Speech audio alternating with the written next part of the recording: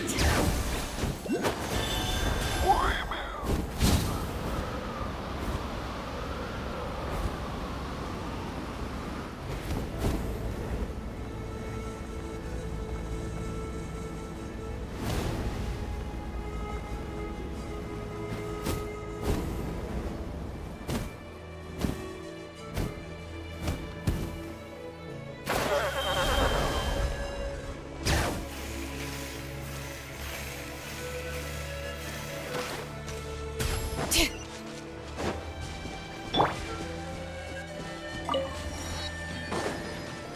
All right.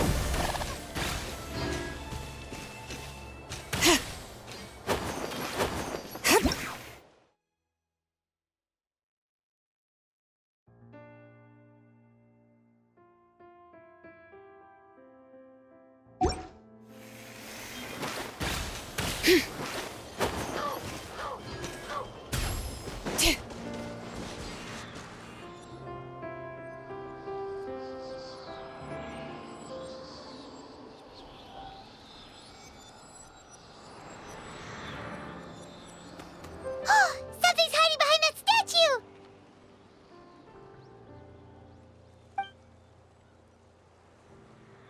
Aw, it's a baby ectomisaur! So cute! Although, why is it staring at us?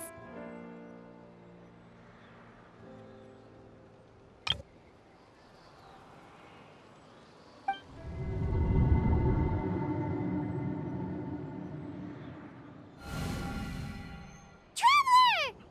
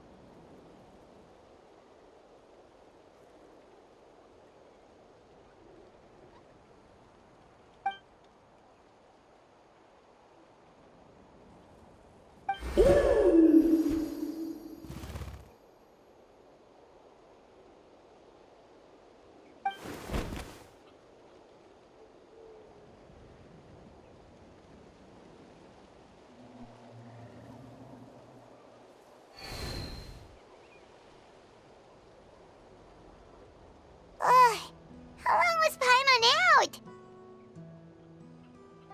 Paimon locked eyes with that baby ectomisaur for like a second, and then she was suddenly pulled into this strange place with a huge ectomisaur.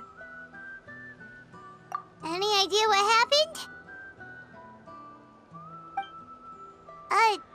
Traveler? Hey, what's wrong?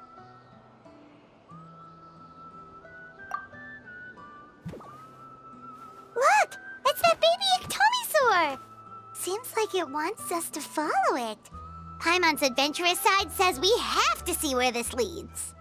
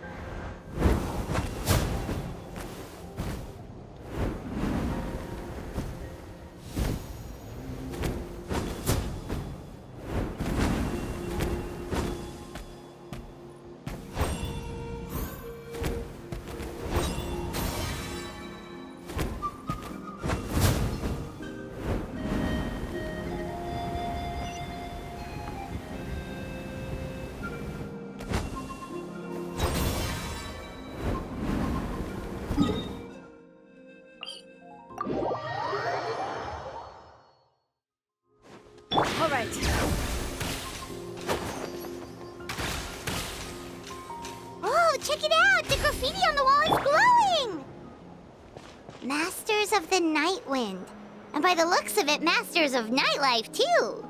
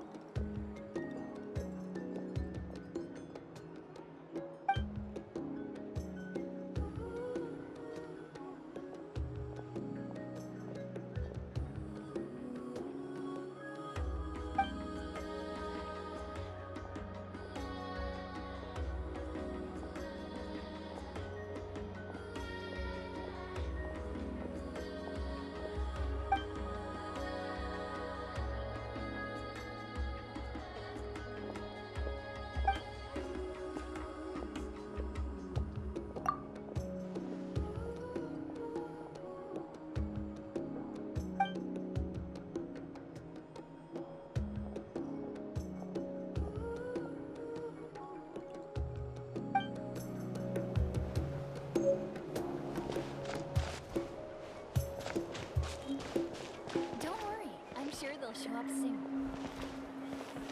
Finally got here.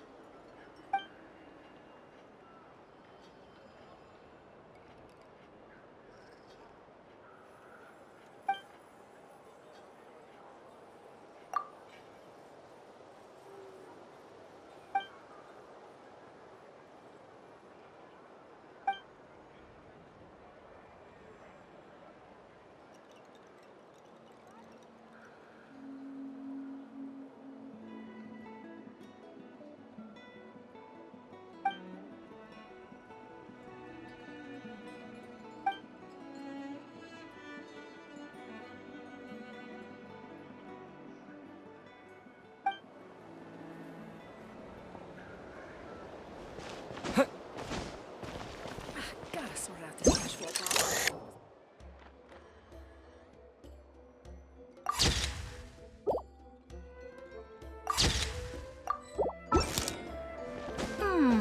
Guess it's time to explore some new paint color combos.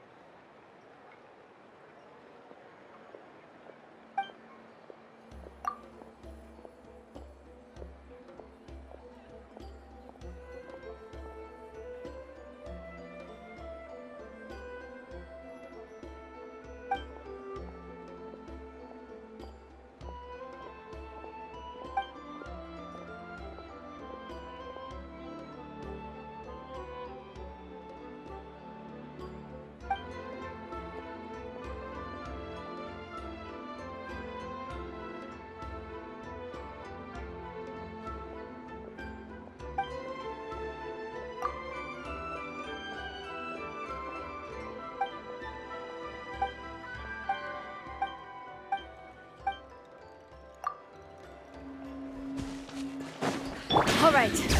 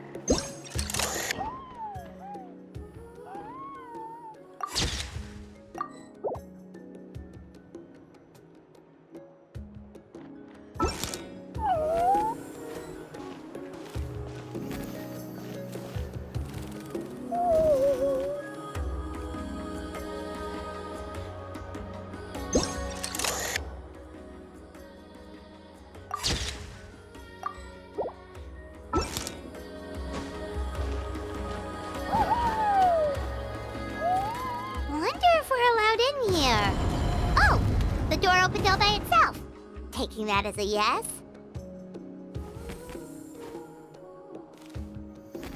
Aw, the Tommy sword from earlier. It's really here.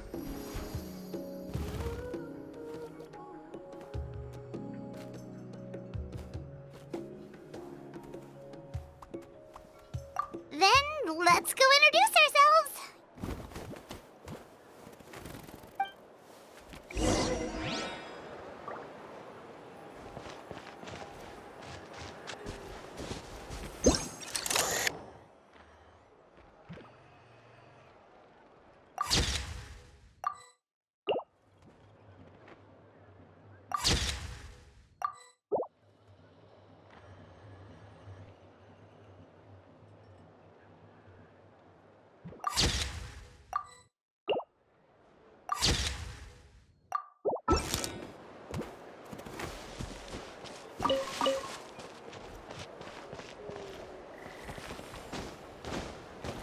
Gotta pick the right location.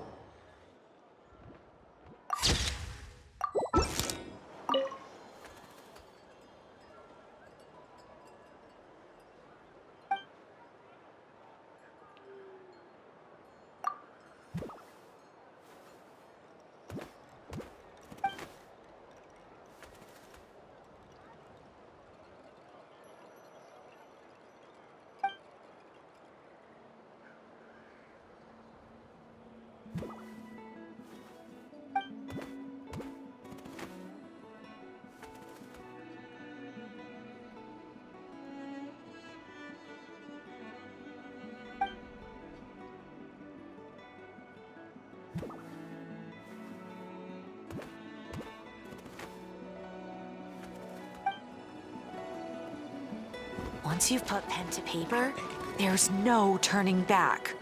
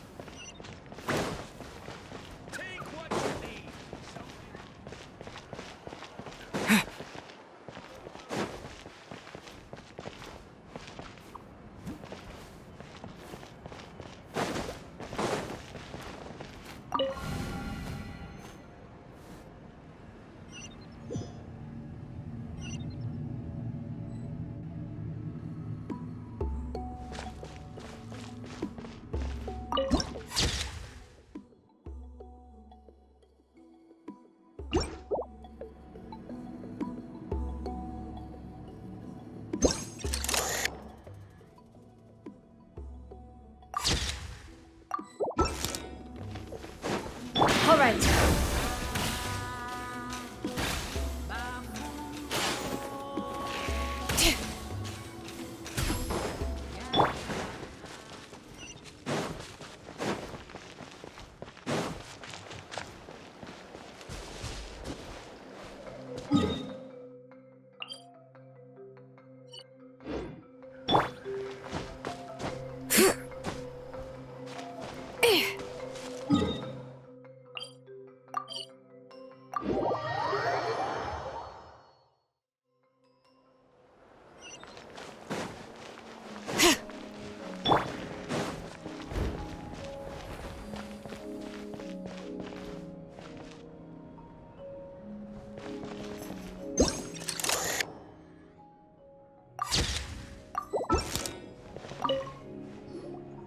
Hello there.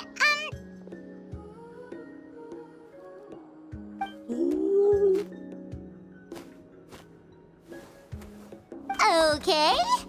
Probably doesn't understand what we're saying. Doesn't look like any cogs are turning in there.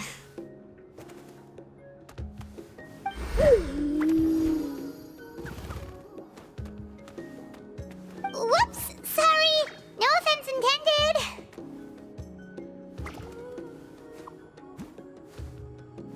You there! You dare disrespect our elder?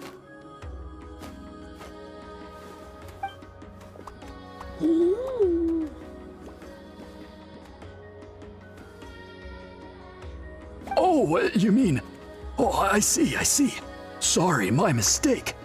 Apparently you are here by invitation, in which case it's my job to make you feel welcome.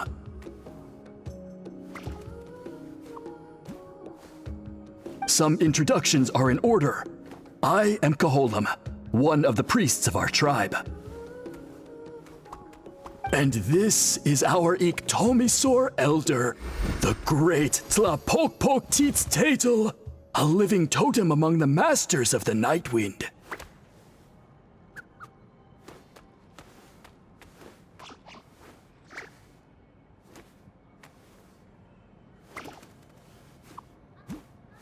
Whoa, that's quite a tongue twister.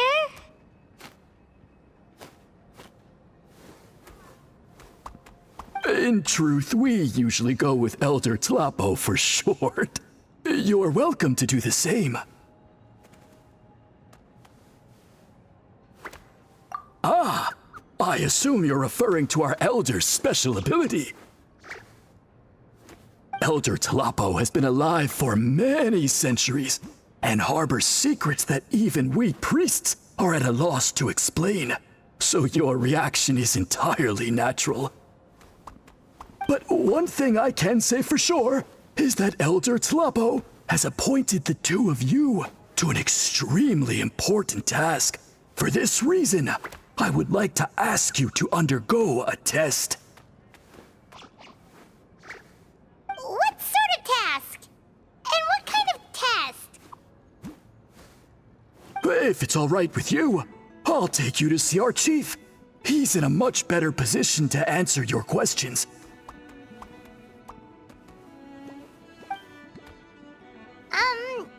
Okay, sure. Very well. Then please follow me.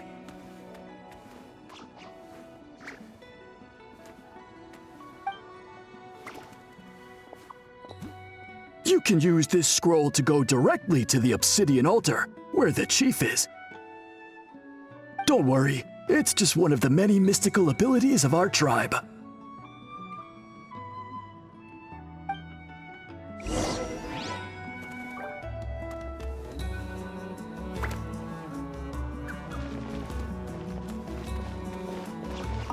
You can use this scroll to go directly to the obsidian altar, where the chief is.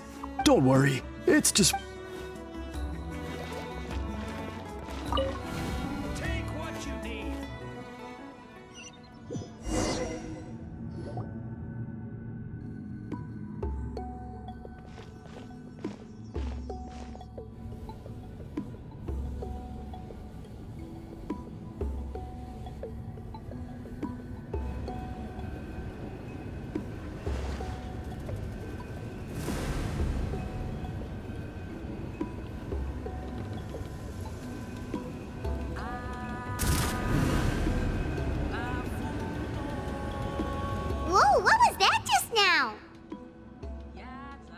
One of the routine duties of a priest.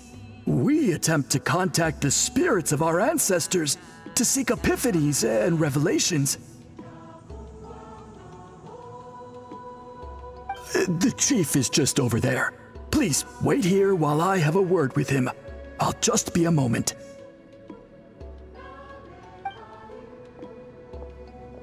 Well, the Masters of the Nightwind are definitely living up to their reputation as the mysterious ones.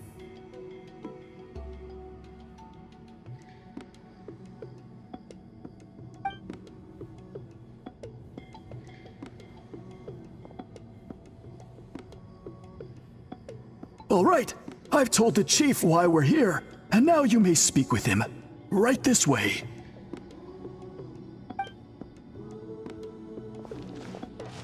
So, you two are the appointed ones. I am Chief Biram.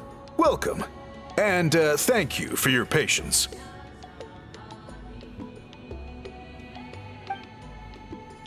So tall. Unusually so. Yes, I am aware, but I assure you, it's no cause for alarm. Oh, no, of course not. Sorry, Paimon just reacted without thinking. Ah, yes. Kaholam told me about that. As outsiders to our tribe, this is probably the first you've heard of such appointments. I'm sure the whole thing seems very confusing.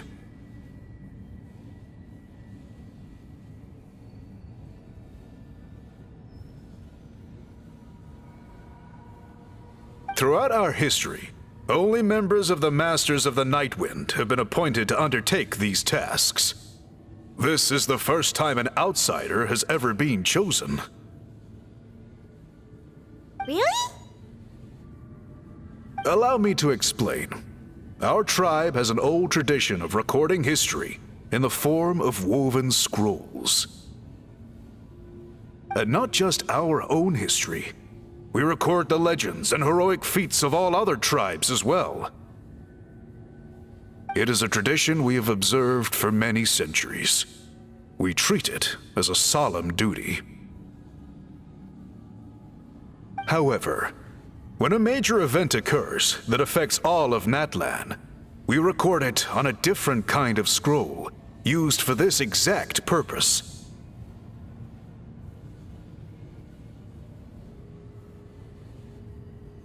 And these scrolls can only be woven by someone of the Ictomisaur Elders' choosing.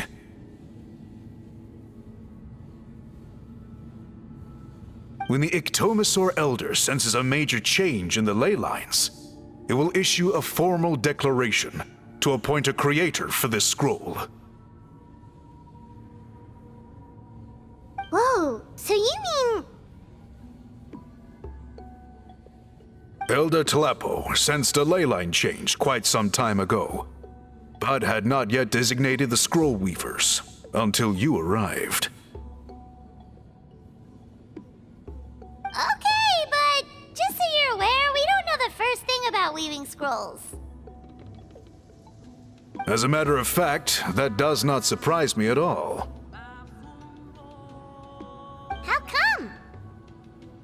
In the 200 years that Elder Talapo has held this position, none of the appointed ones have ever been experienced scroll weavers. Does that mean 200 years of major historical events have gone unrecorded? No. They all submitted scrolls in time, yet each of them claimed it was not their own work, but a gift from the spirits.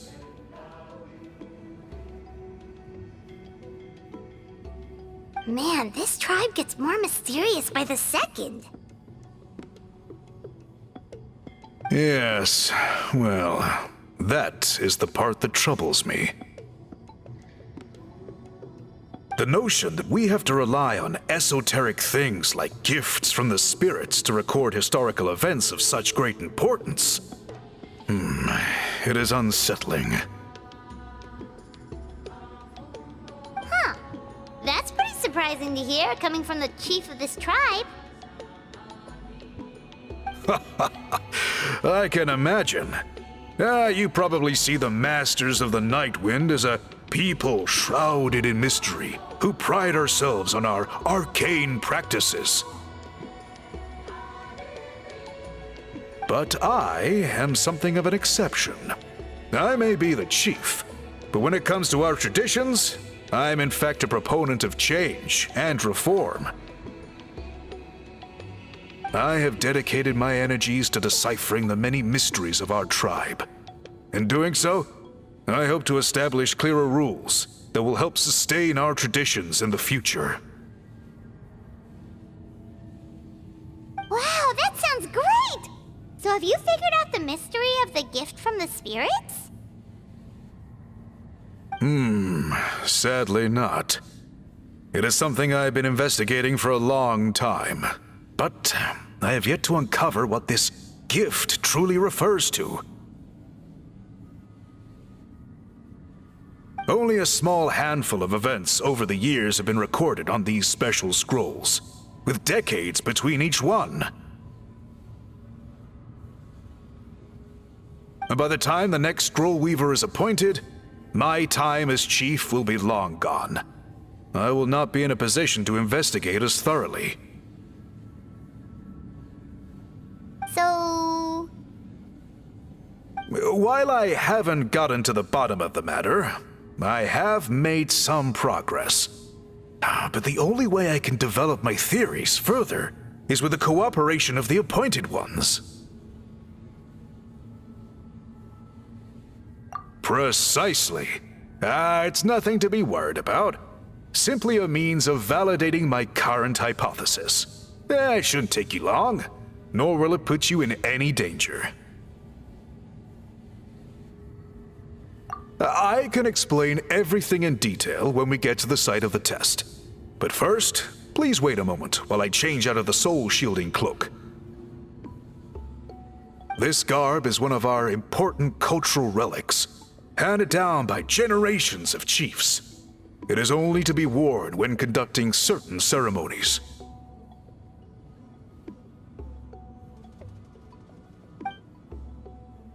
Oh!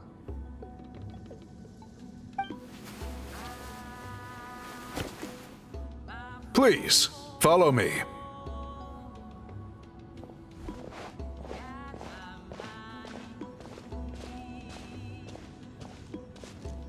Do you see this scroll?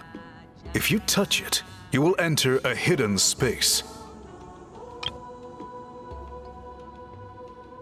Today's test is, quite simply, to find a way to escape that space. That's it? I assure you, it's not as easy as it sounds. If you cannot find your own way out, I will of course intervene to bring you back here. But then, we will be no closer to solving this mystery.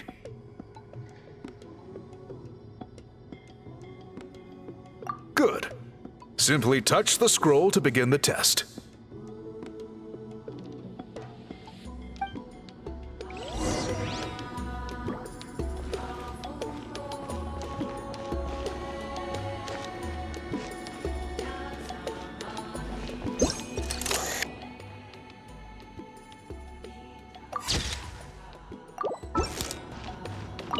You may begin whenever you're ready.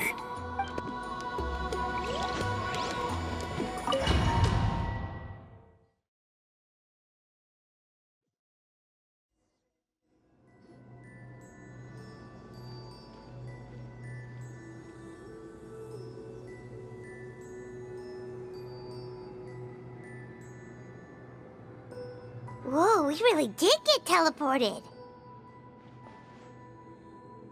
It seems like this place is completely sealed off. Doesn't look like there's an exit anywhere. Let's take a look around and see what we can find.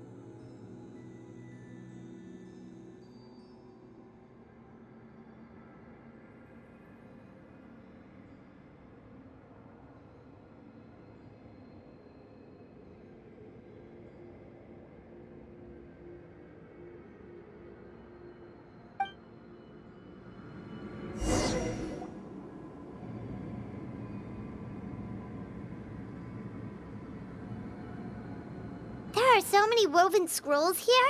Paimon remembers seeing some of them before in other tribes.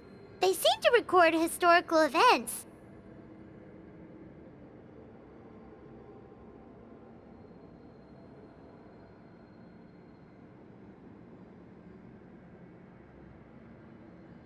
This one really stands out from the rest. For starters, it's the biggest of them all. Wonder what story it tells. Yeah, you're right.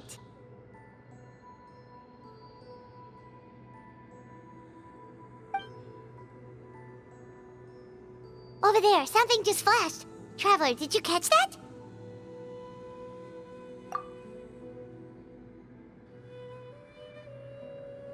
Oh, right. Paimon's with you.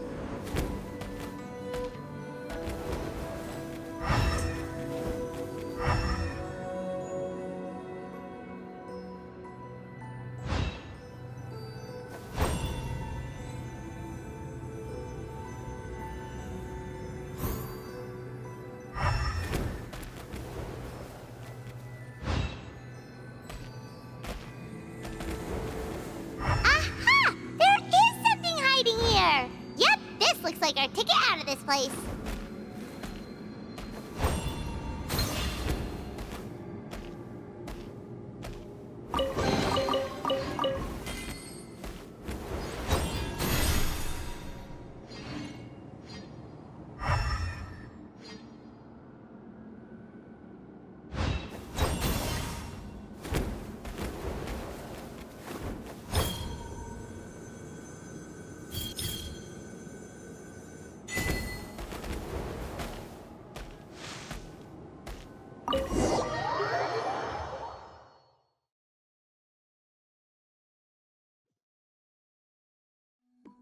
Whew! We finally made it out! It is just as I thought. You are indeed capable of undertaking this mission. Yes. You saw many distinctive-looking scrolls there, didn't you? Sure did. This specific kind of scroll was left to us by our ancestors. Upon investigation, I discovered what sets it apart is the use of a color not featured in ordinary scrolls. It is a most mysterious color that most people cannot even detect. I myself had to employ special techniques to confirm its existence. Yet there are those who are born with a natural ability to perceive it, and that is why I wanted to test you.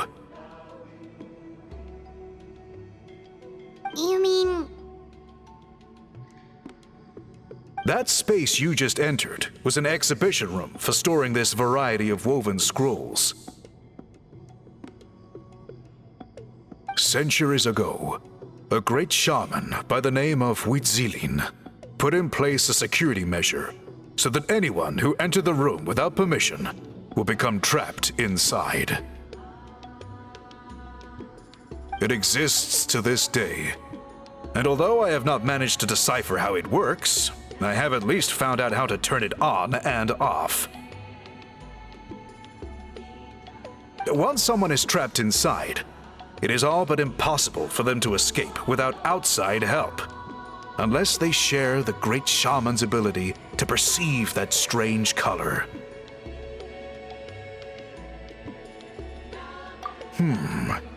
Clearly you must have this ability, which leads me to believe that our Ictomisaur Elder can sense this ability in people, and that it appoints a scroll weaver on this basis.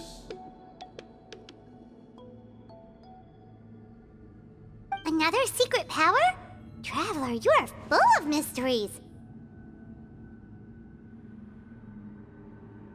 Still, having this ability doesn't change the fact that neither of us know where to start with weaving a scroll. Don't worry about that. The method for weaving this kind of scroll appears to be largely the same as for an ordinary scroll. The main difference is in the dye that gives it its unique color.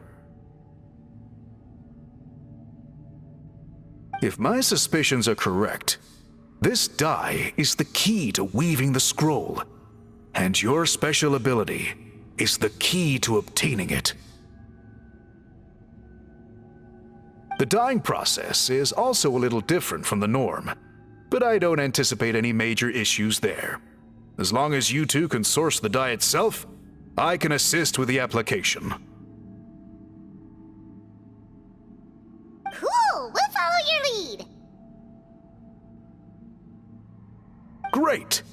Then please use your abilities to source the necessary ingredients. And in the meantime, I will have someone prepare some fabric for test dyeing.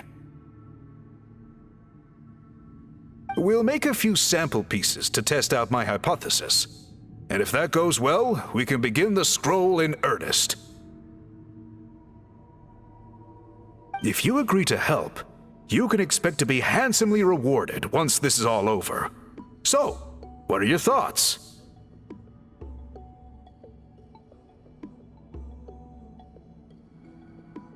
Agreed, especially if there's a reward in it. What is the reward, by the way? Is it food? Paimon hopes it's food. Given the stakes involved for our tribe, I was thinking a substantial sum of mora would be appropriate. Surely that would be preferable to just a free meal. Mora works too. Anyway, how do we go about finding these ingredients? Are we supposed to just keep walking around Natlan until we stumble across them? Thankfully not. I've already identified a location where I suspect they may be found. And I've arranged for someone to guide you there. Your guide is waiting just outside. You can set off at your leisure.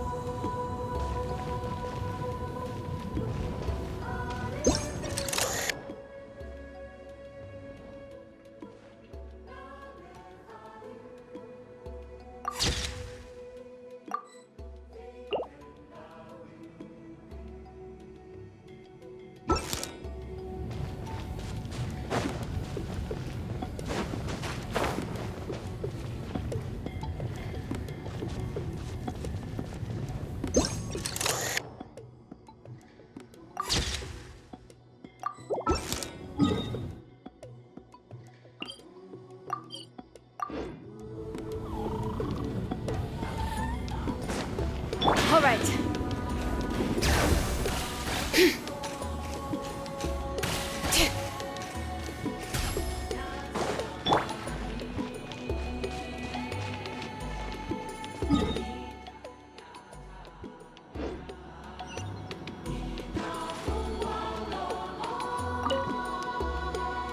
I take it you're the ones appointed by Elder Talapo? Yep, and you are... Call me Toltec. The chief asked me to be your guide for the day. His messengers already filled me in on the situation, so just follow me.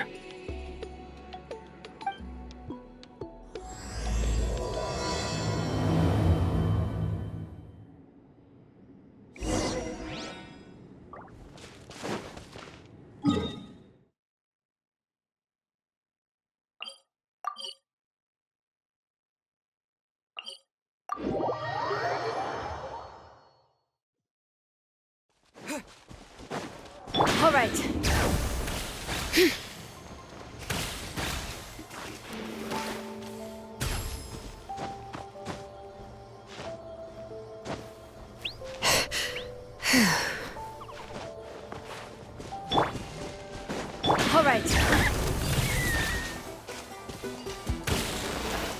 Come on!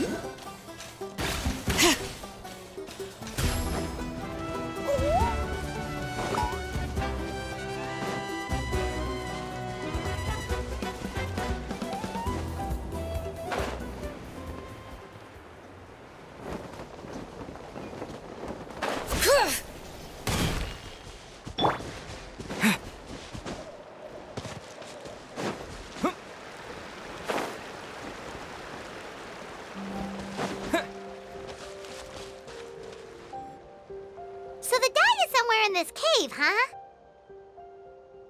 This is as far as I can take you. Only the appointed ones may proceed from here.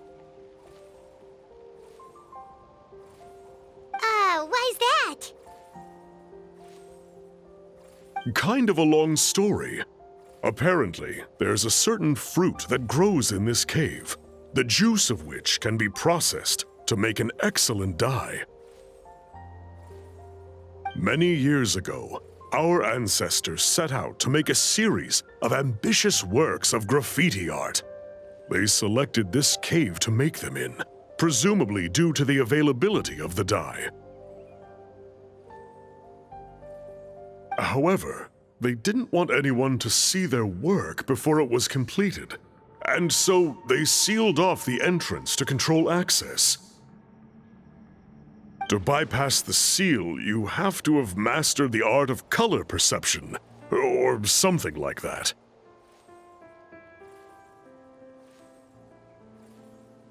Oh, right.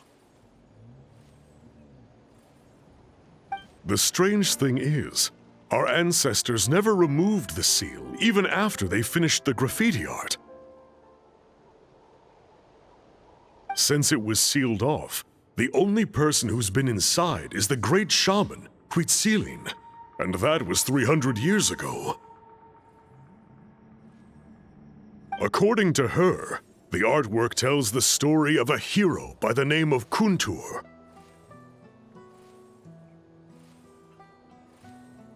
But I digress. Sorry, I'm a big fan of graffiti artwork. Once I get talking, I can go on for hours. So you're sure you don't want to come with us? I'll pass. I tried to get in once, but the seal blocked my way. I tried getting my Iktomi to clear it with its powers, but even that didn't work. I guess it's supposed to be a test left there by our ancestors. If you don't pass the test, you're not worthy of viewing their works of art.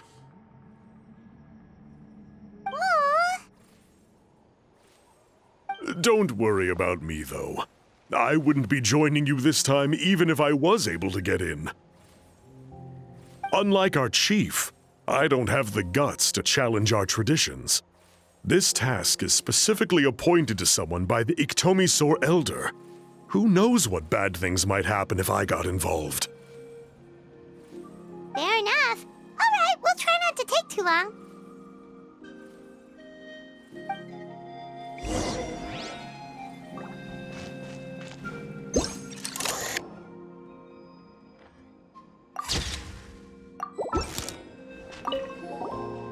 You two head on in. I'll wait right here.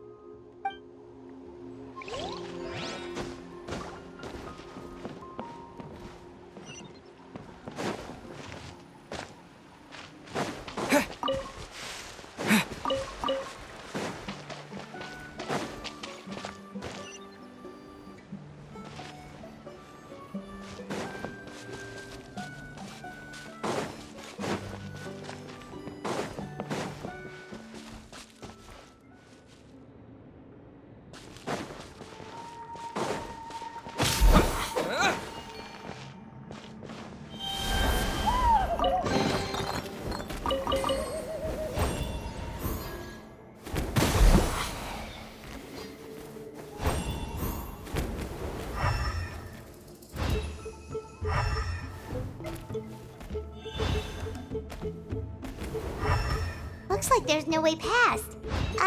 Maybe try the same thing as before? Hey, it worked! Let's head in and take a look.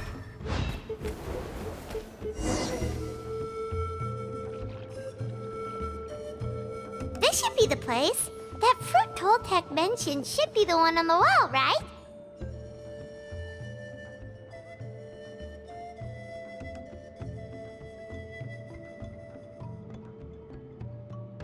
Now the only question is, which ones do we pick?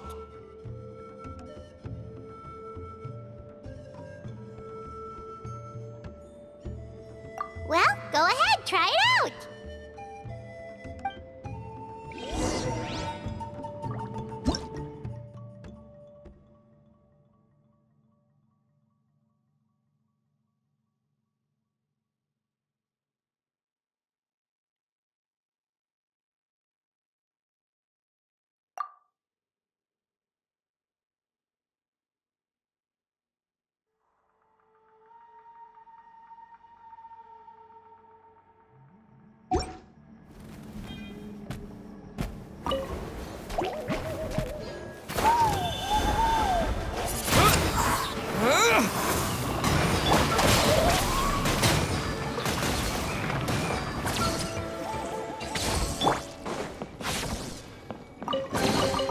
A reward on the road.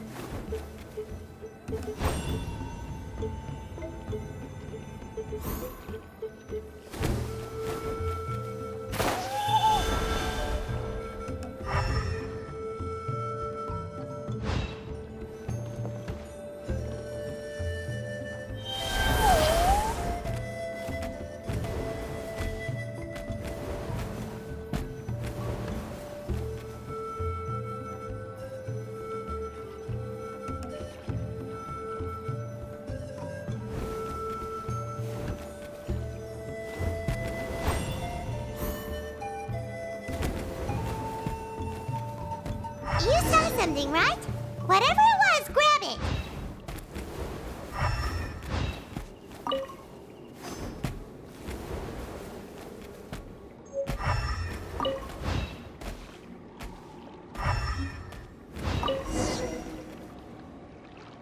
guy's ancestors made some real works of art here. But based on what we've seen so far, it seems like there should be more to the story. Do you think maybe there's more artwork further inside? Seems kinda strange.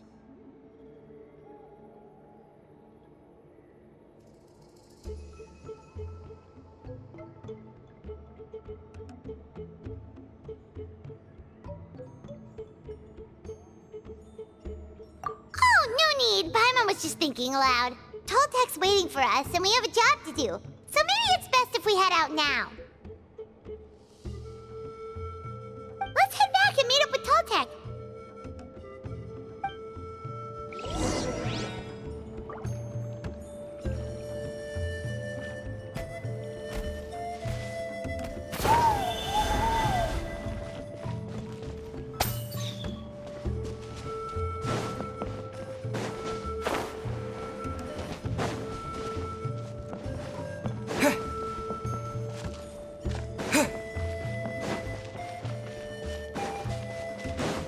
All right.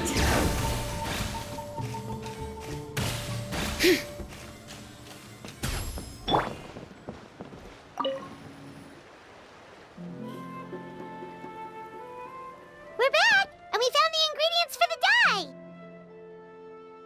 Sounds like you made it through the seal then. Our Iktomisaur Elder was right about you. It's getting late. Follow me. I'll take us back.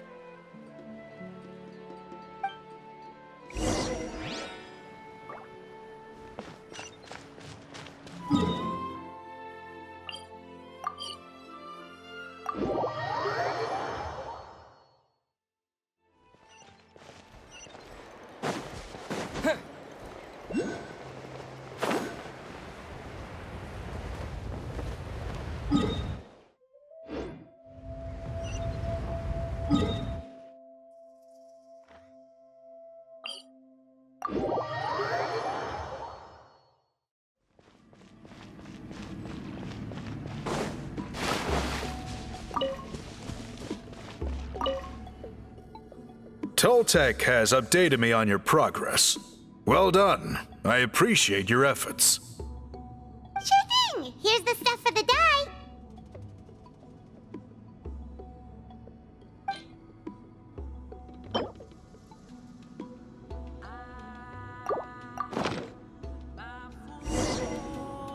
I see. Yes. This is certainly a very different substance from typical dyes. Okay, now let's try our hand at making some samples. The fabric is ready for testing. Got it. Please come with me.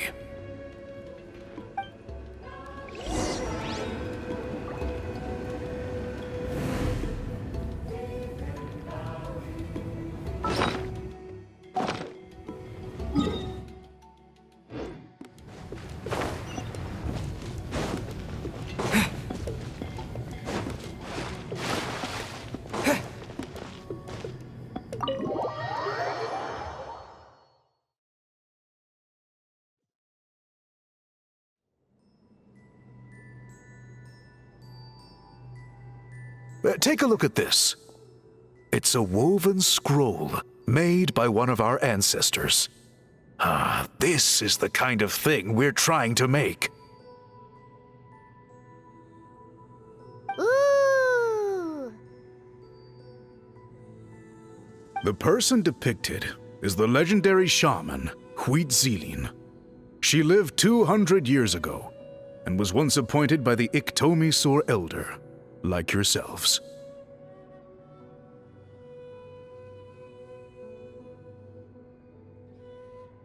She was especially skilled in the art of color manipulation, and of course completed her task with flying colors.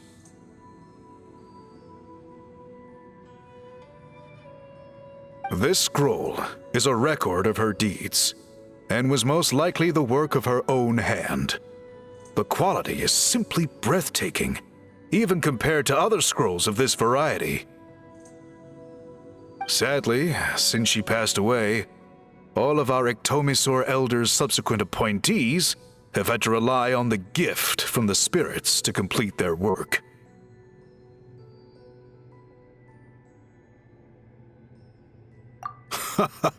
That's a good way of putting it. My only quibble with your phrasing would be, it's not just me, but us. Now Paimon's getting excited.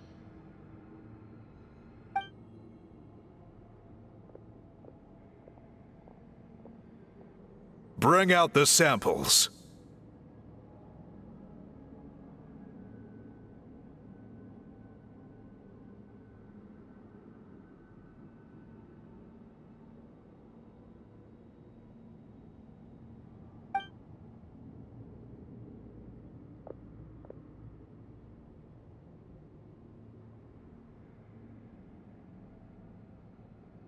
Now, as I mentioned, the dyeing process is a little complicated, but I am confident you will manage.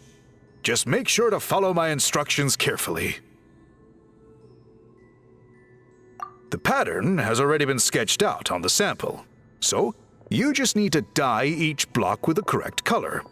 But you'll need to wait for the dye to fully soak in between each step to make sure the colors don't run.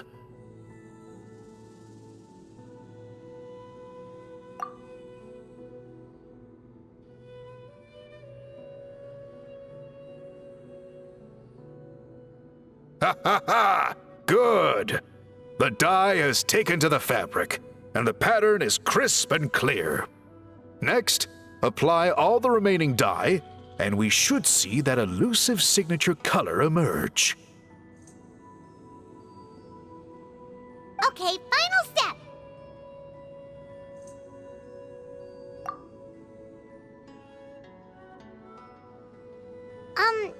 Did it work? Paimon doesn't see it. Oh, that color isn't showing up. Oh, the dyeing has failed. No, your technique was flawless. You did everything exactly as instructed. It would have made no difference if I'd done it myself. Then what went wrong?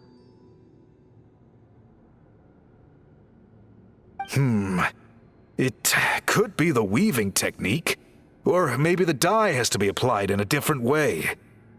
Oh, whatever the case. It looks like I have failed to get to the bottom of this mystery. Sorry, Paimon wishes we could do more to help. I am the one who should be apologizing. I made you do so much work, and it was for nothing. I will, of course, honor my commitment to compensate you for your trouble, but I do hope you won't give up on this task. I plan to keep investigating, and will be sure to keep you updated with any progress. Don't worry, we're not quitters. Paimon does have a question, though. This whole process of recording history on woven scrolls seems so complicated. Why don't you just write it down instead? You said yourself you're all about change and reform. Well, this seems like a pretty good place to start, don't you think? Writing things down would be easier for everyone, and your records would be more detailed. I think you've perhaps misunderstood my philosophy, but that's okay. I can answer your question, but there's somewhere I need to show you first. Oh, sure.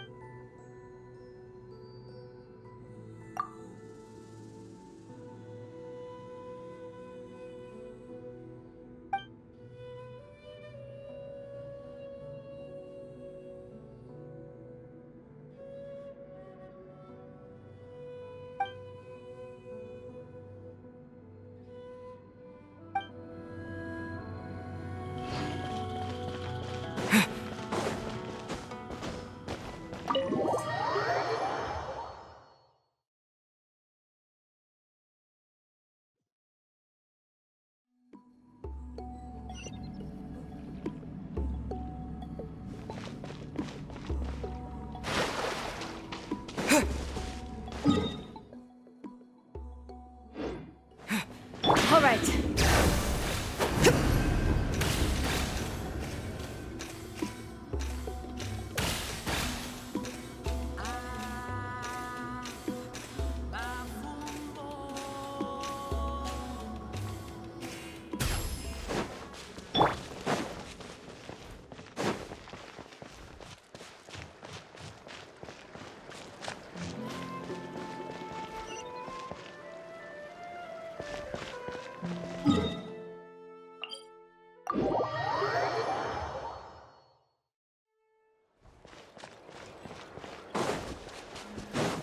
All right.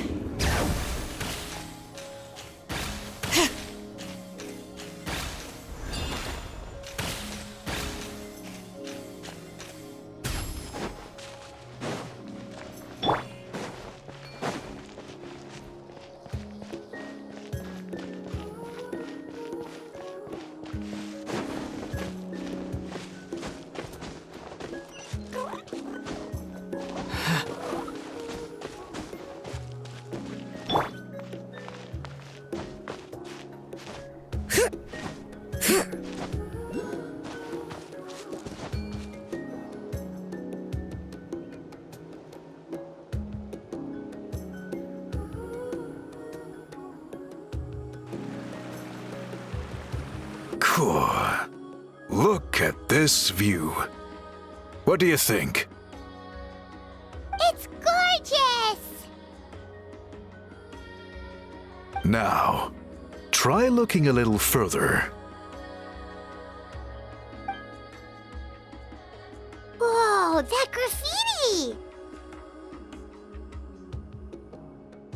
In all the years since the founding of our tribe, those colors have been with us every step of the way. It is true that I seek to bring new life to this ancient tribe through change and reform, but I also understand there are certain foundational things that we cannot afford to throw away. The foremost of these is the way we record our history. Oh, that makes sense.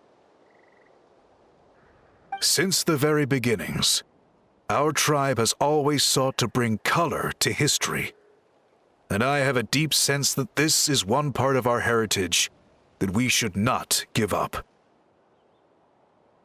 So, whatever it takes, I must find a way for us to continue producing our traditional woven scrolls. You're completely right. Paimon's sorry for what she said earlier. It was out of line. It's quite all right. I'm just grateful you're able to understand where I'm coming from. Then let us hope that when we next meet, we succeed in reviving this tradition.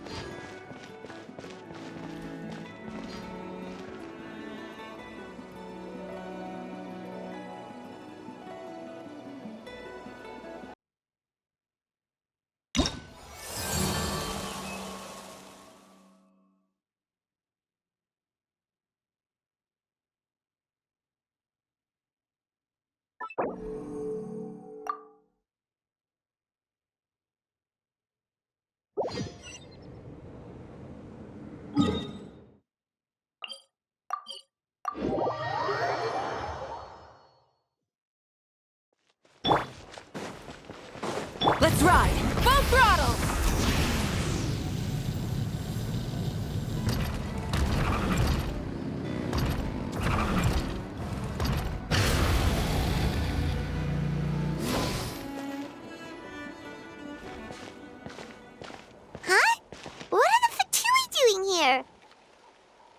little concerning. Let's go over there and see what they're up to. Also, how did they get this close to a tribal settlement?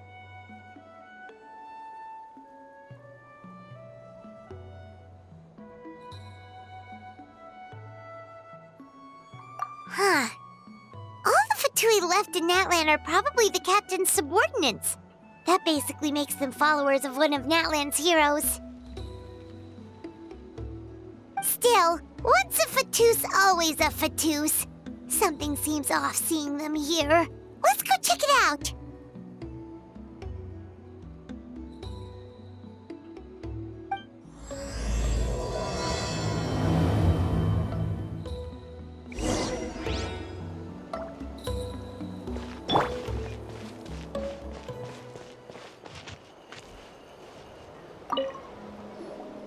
Ahem!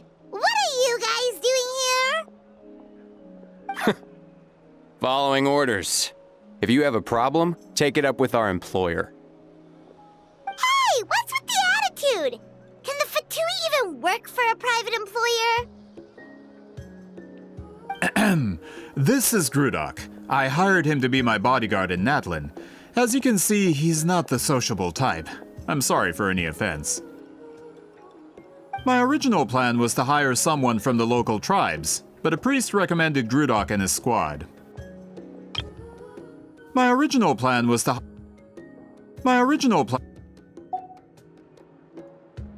I was told they were capable fighters and had the time to spare, so they fit the bill. It seems like the Fatui's reputation in Natlan is quite positive. So that's what happened. Then you must be from Fontaine? Precisely! Montluçon, at your service. I work in the publication business. And you two... Wait, you must be the traveler and his fairy companion. Oh, you know us? A golden-haired traveler with a floating companion. There's no mistake. Your exploits in Fontaine have all the makings of a best-selling series. I'd be a failure of a book merchant if I couldn't recognize you. Wow, we're really famous at this point, Traveler. It's truly my lucky day. I know this is sudden, but I was actually looking for you two. You see, I have a favor to ask. So, you chased us all the way to Natlan? That's a little creepy. You'll be generously rewarded, I promise you. Well, at least he got straight to the point. Should we hear what he has to say?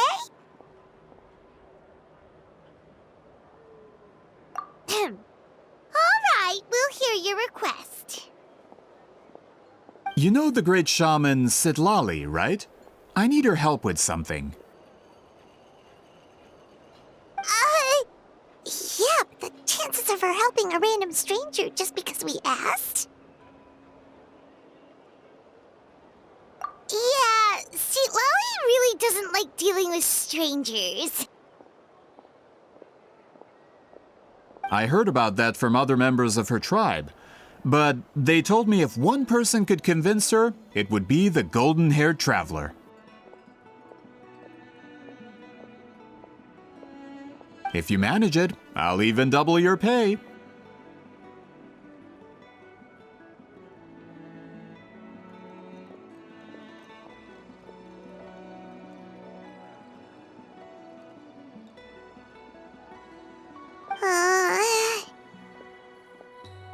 Oh yeah, we should definitely get to the bottom of that first. It's kind of a long story, and there's tribal history involved, so you should hear it from an expert. Alie, if you could.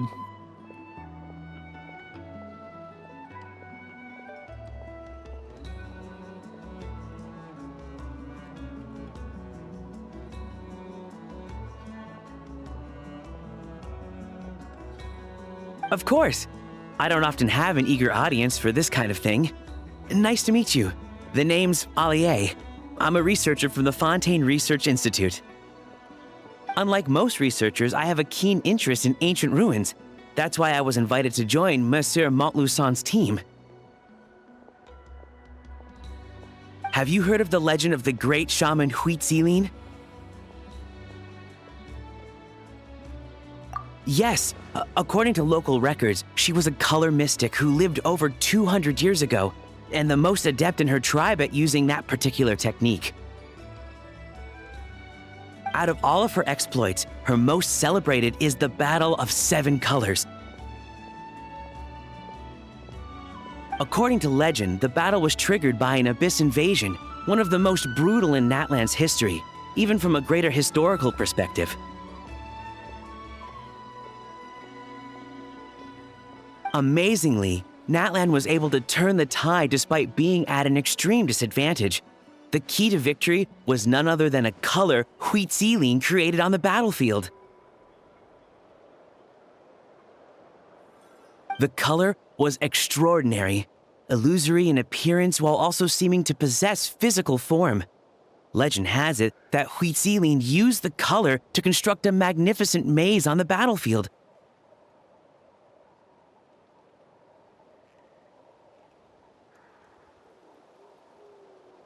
And trap all the enemies inside. This allowed her allies to launch a counterattack and ultimately secure victory.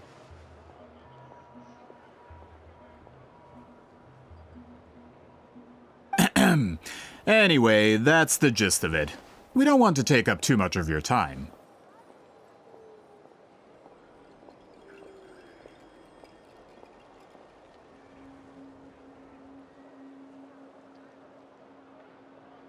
That story is the reason I came to Natlan.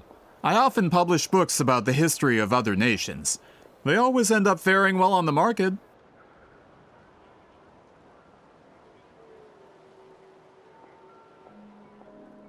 When I heard this story for the first time, I wanted to include it in my next collection, but historical records about Natlan aren't very detailed. We haven't been able to determine where the battle took place, or find any definitive evidence that it occurred at all.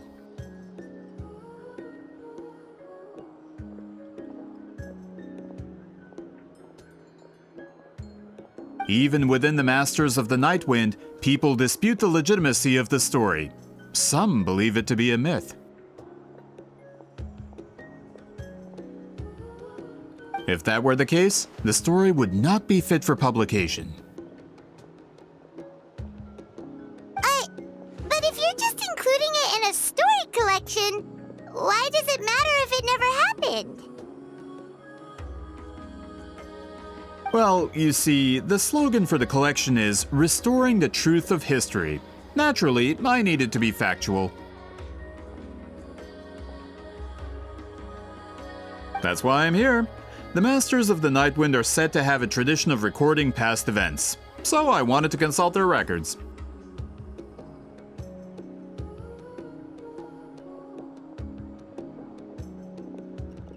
But I was refused access to the Obsidian Altar. Application after application, and all I received were a few ordinary woven scrolls with nothing to offer. Honestly, I'm just trying to promote their history, and they make such a fuss. According to my research, their scrolls are considered sacred relics in addition to historical records. Naturally, outsiders are rarely granted access. Not to mention, the scrolls we did get to review actually contain a huge amount of information. I just need more time, and I could... We've been over this, Alier. There's no need to waste time on those scrolls when we have a better way.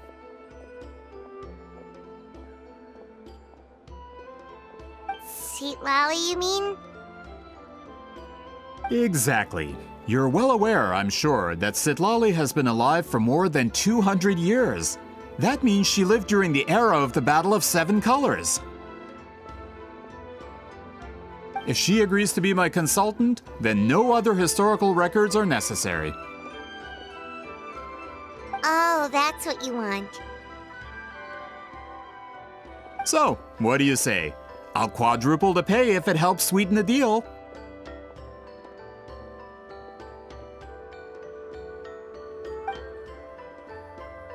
It's not that we don't want to help you.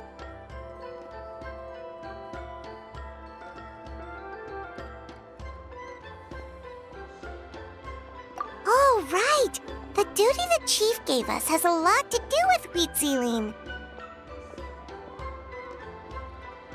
Who knows? The Battle of Seven Colors might lead us in the right direction. All right, we'll help you convince Citlali. Just let us do the talking, okay? Of course.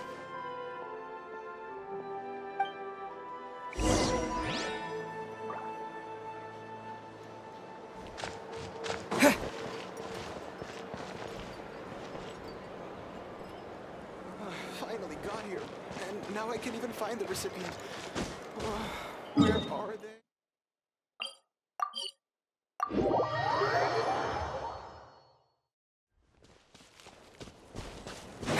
Let's ride!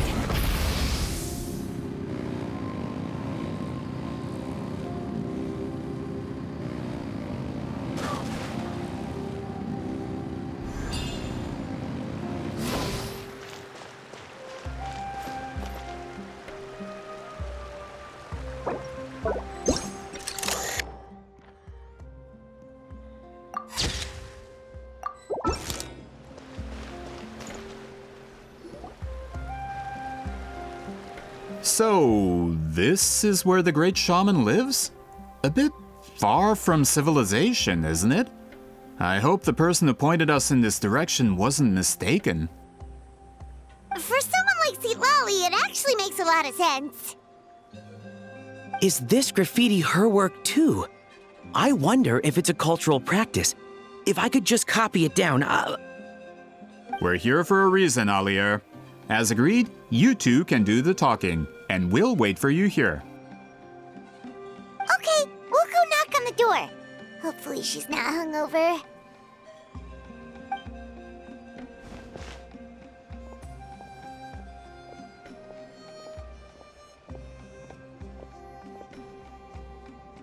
Citlali? Are you there? We need your help with something! Oh, no response. Maybe she's not home. Oh, Granny Citlali? Are you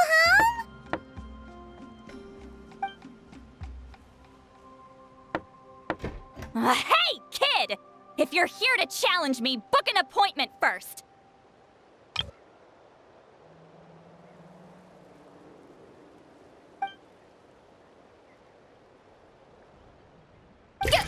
Traveler!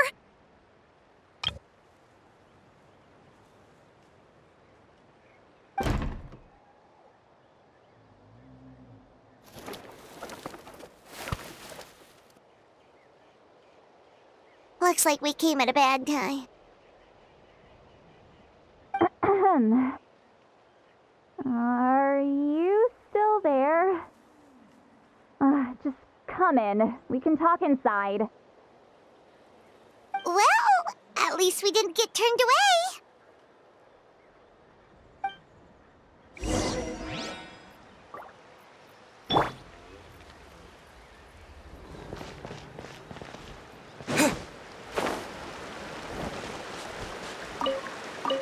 a great shaman who has lived for hundreds of years.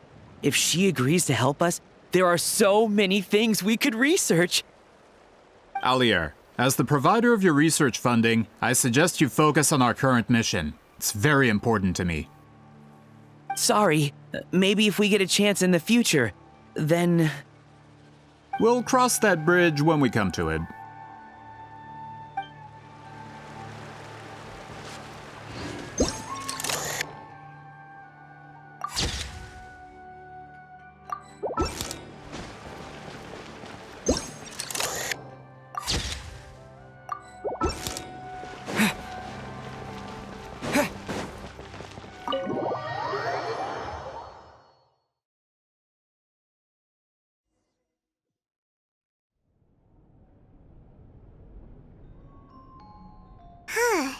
So this is where Citlali lives.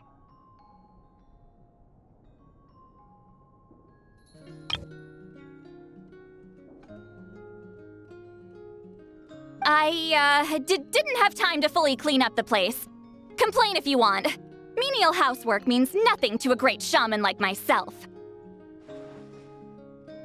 Besides, in light novels, people who keep everything neat and tidy are always too boring to be the protagonists. Also, I'm not a hermit. I'm just above superficial rules of societal etiquette. Also, I'm not a hermit. I'm just above superficial rules of societal etiquette.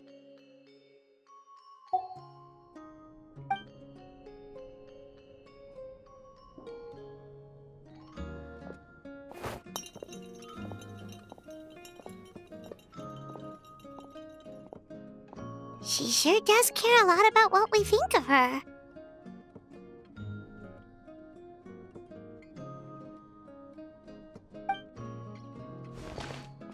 Oh, and that spell I used to transfer my senses to you, you're not still, experiencing the side effects, are you?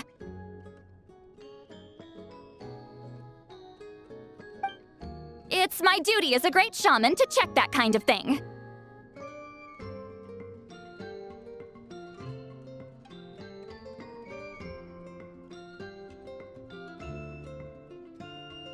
Oh, you mean when we could hear your thoughts? Nope. It's been so long, we don't have to worry about that anymore, right?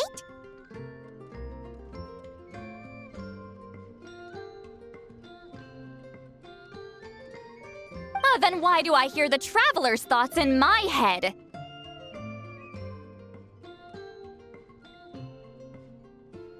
What?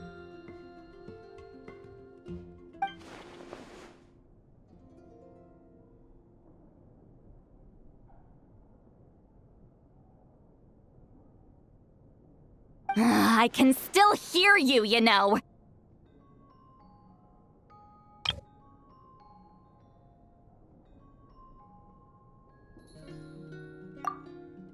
Don't bother. I'll find a way to fix it. First you hear my thoughts, now I'm hearing your thoughts. It was just a simple spell. I use it on you and now it's on the fritz. Forget it. Just tell me why you're here. Well, someone asked us to ask you to be their consultant. They have questions about the history of Natlan. So they asked the hero of Natlan to put in a good word? Sounds like they know I don't usually trouble myself with other people's problems. The pay is really good.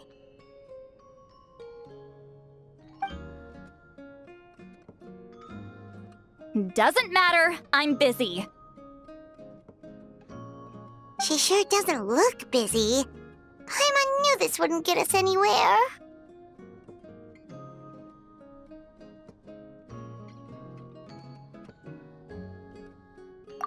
From you?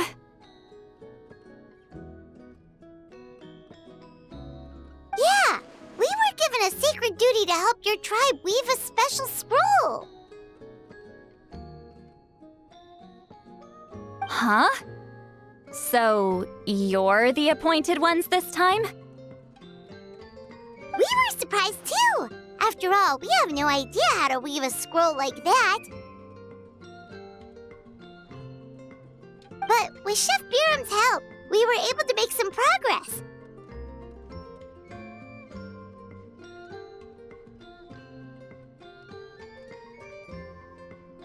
We still haven't succeeded, but we learned that the key to weaving the scroll is a special kind of color.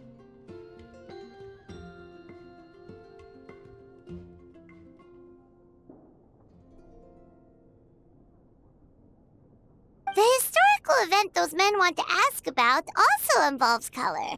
If you help them, you might end up helping us too.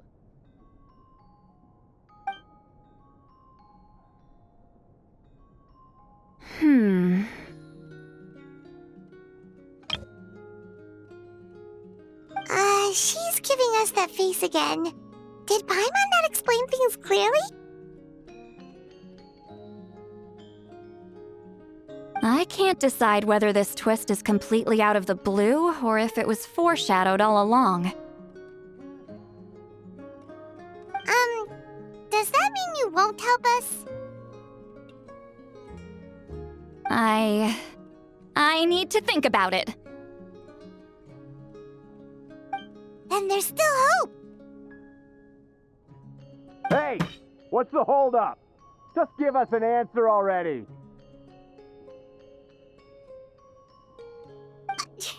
You agreed to let us do the talking!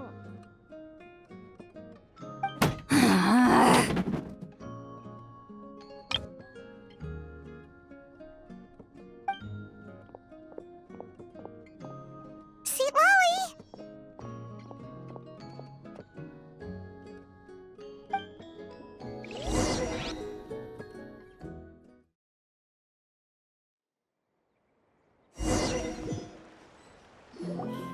Stand down, Grudok! As your employer, if I tell you to wait, then you wait.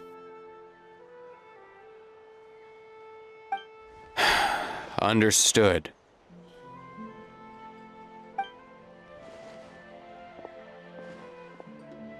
You're the great shaman who's been alive for centuries? But you're so... Apologies for the disturbance. Grudok is a recent hire, so difficult to restrain sometimes. You're lucky you didn't force Citlali's hand. Well, since you're here, how about a discussion? Do you have any idea who I am? Did you think Granny Eatsley would be fooled by your little performance?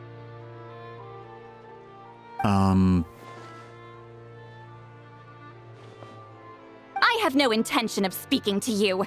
Your recent hire interrupted me right as I was about to make an important decision. Pull a trick like that again, and I'll make your lives a living horror novel, except 10 times worse. That's all I came out here to say. Whoa. Traveler, we have a discussion to finish. You live up to your name, Granny Itztli. I apologize for the offense. I'm just surprised the Battle of Seven Colors didn't pique your interest. You're investigating the Battle of Seven Colors? Ah, the Traveler didn't get to that part? Yes, I thought the Traveler could help me convince you. But, if I'm not mistaken, you have a personal interest in this matter, don't you? I heard that the great shaman Huitzilin was a friend of yours. You two must have been close. If I can resolve the controversy and prove the battle took place, I'll include it in my next collection. Then, all of Teyvat will learn the truth. With your support, your friend's heroic deeds will once again be known throughout the land. Inspiring, don't you think?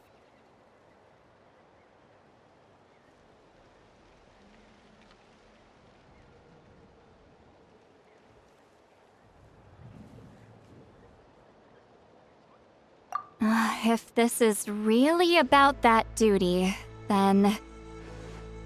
fine. I'll help you. I'm honored. Save it! I agreed to help the Traveler, not you. You'll just have to leech what you can. Well, at least she agreed to help.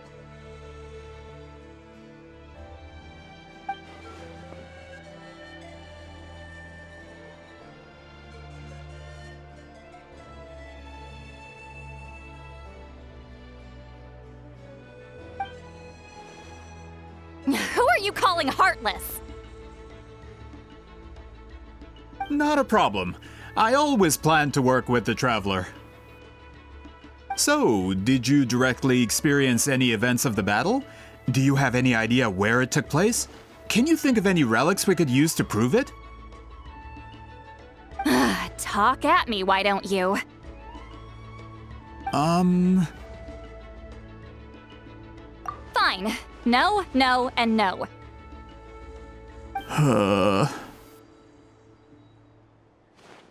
I did live during the same era as her, but that doesn't mean we experienced the same events. I've lived a long time, but I'm not a walking encyclopedia. You decide the angle of your investigation, and I'll provide answers if I'm familiar with the subject. All right. Even if you didn't witness the battle yourself, you still lived through that era. Your insights are very valuable.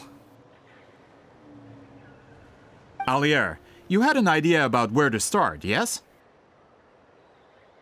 Oh, well, my plan was to consult the members of the tribe in charge of recording history. Then, let's start there.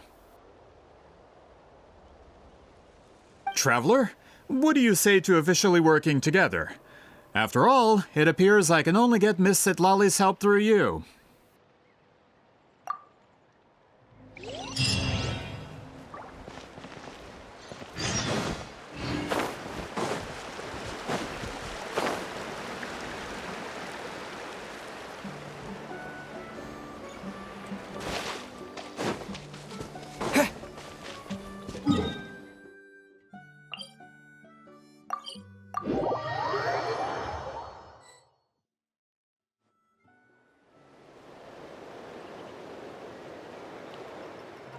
You don't seem super invested in this whole thing, Citlali. The Battle of Seven Colors is something I've only ever heard about. I know as much as anyone else in my tribe. But how? Weren't you alive when it happened? I wasn't there when it took place, and she never told me about it. That's how. But Molusaw said the two of you were close friends. The battle was legendary. Why wouldn't Huitziling tell you about it? Close friends? More like arch rivals. Something Montluçon would know if he actually did his research. Did you see the graffiti outside my house? That's not my doing. All students from Huitziling's School of Shamanism must pass an extremely difficult trial before graduation, defeating me in battle. Those graffiti drawings are how they challenge me. Of course, none of them ever succeeded.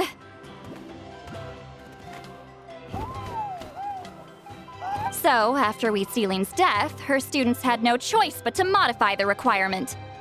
Instead of defeating me, all they have to do now is last long enough. As my rival, Huitziling only had one achievement that surpassed my own, and that was the Battle of Seven Colors. I can only assume she had some kind of secret technique at her disposal. It makes perfect sense that she kept it from me. I'm a fast learner. Telling me about the technique is no different than handing it to me on a silver platter. As if she would give away her one advantage. Oh, that makes sense. Anyway, all of that is secondary. Like I said, I'm only here to help you fulfill your duty.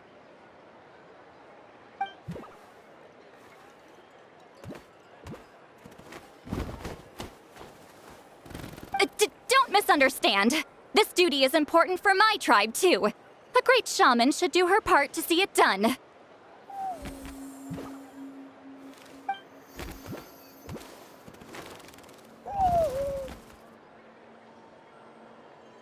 Excuse you? I fail to see what housekeeping has to do with my duty as a shaman.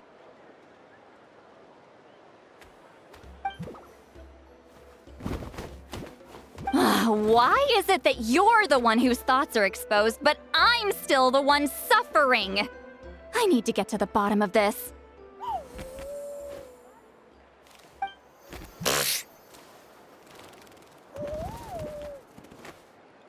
Excuse me, Great Shaman, but we have a situation over here. We could really use your help. Okay.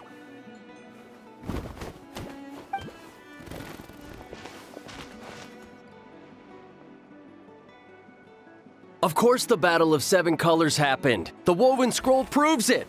Citlali used a mysterious color to construct a maze and trap the enemies inside. That's just your interpretation. There's more than one way to understand that scroll. Besides, constructing a maze out of color is ridiculous.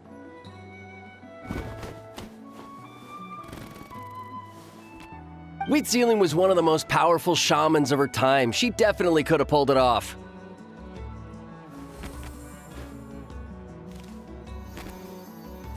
That's the biggest problem. She had students. Why not pass it down?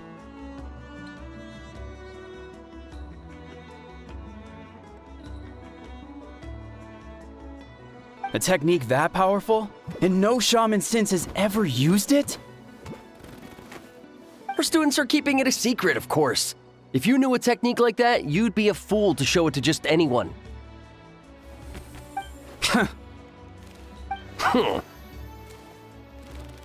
Oh, I didn't mean to cause an argument. I just wanted to ask, is there anything we can use to prove the battle took place? Of course it took place. Why would you need to prove it? You'll have to excuse him. Some people in our tribe insist on clinging to outdated views of history. I'd give up now if I were you. It only gets more ridiculous from here. Please don't fight. Wow, so the battle really is controversial. Am I the outdated one? Kids these days can't find anything better to argue about? These arguments are precisely why I hesitate to include this story in my collection. Neither side was able to offer anything useful. What should we do? Citlali was a passionate teacher. We were opposites in that sense. The technique she used in the battle must have been her masterpiece. There's every reason to pass it on. Still, if the technique is powerful enough to single-handedly stop an invasion, it also makes sense that her disciples would keep it a secret. We should check with the students from her school. If we can confirm the technique exists, we can deduce certain things about the battle. But as far as I know, most of the shamans from her school occupy high positions in the tribe. Not the type of people outsiders like us can speak to on a whim.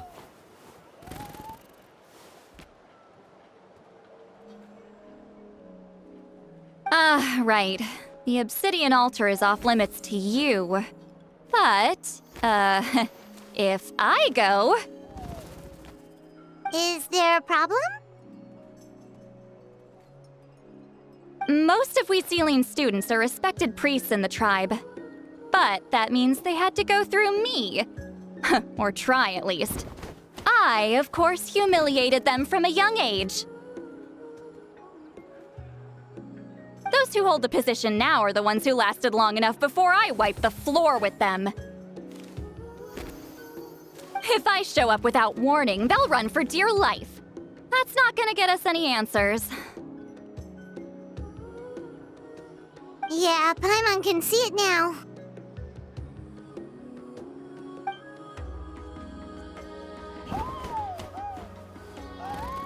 Hey, don't jump to conclusions. That was just a metaphor.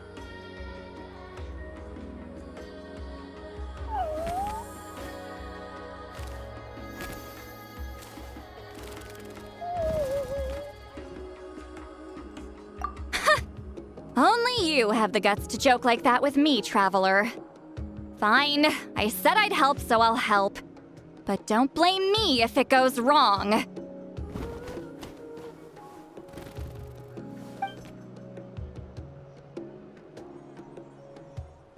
the rest of you can wait for us here. We appreciate the help.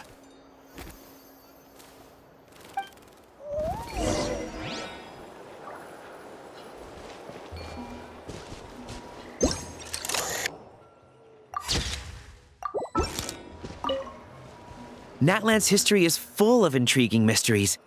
It's too bad I can't talk to those priests myself.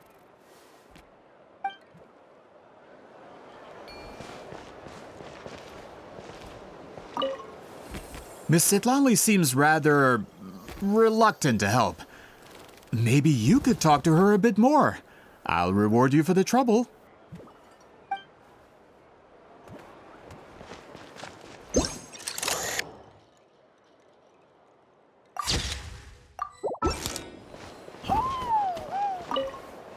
Got a problem? Like I said, take it up with my employer.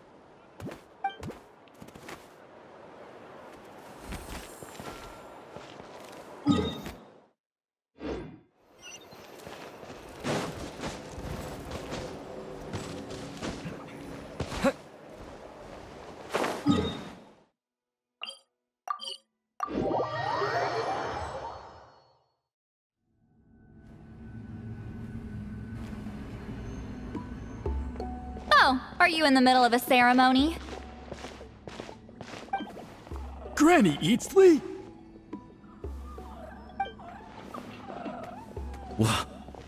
What is she doing here?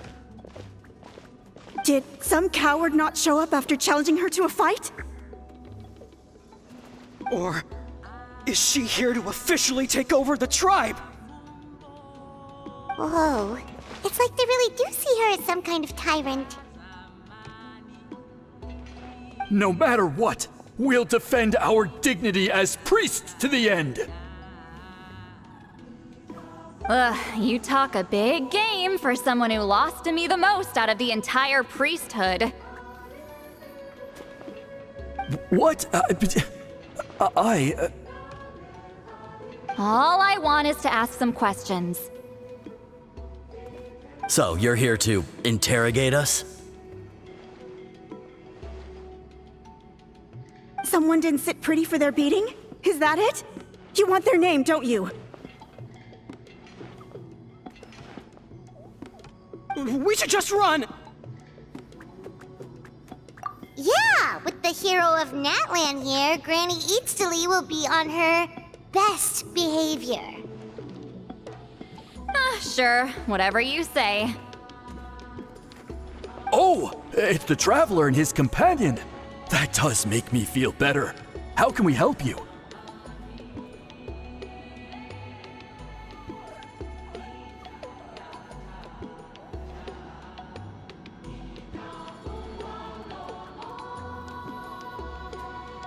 We wanted to ask about the technique you inherited from Citlali.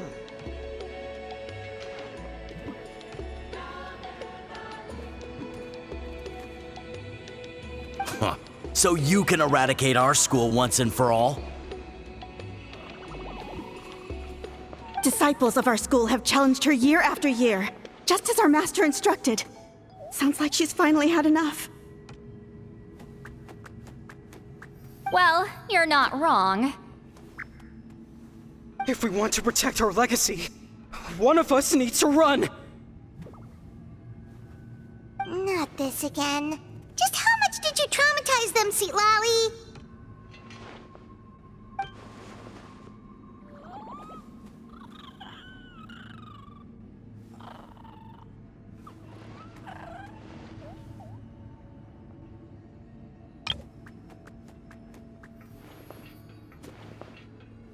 Hey! You can't just say whatever you want just because it's in your head!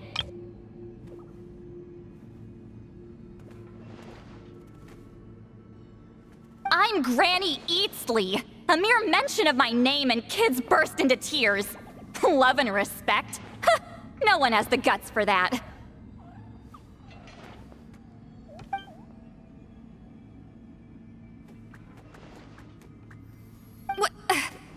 You know what? Forget about your duty. We really need to fix this mind-reading situation. Sorry to disappoint, but if you're here to question whether we're qualified to inherit our master's legacy, we're not going down without a fight. We're not getting anywhere. What should we do, Traveler?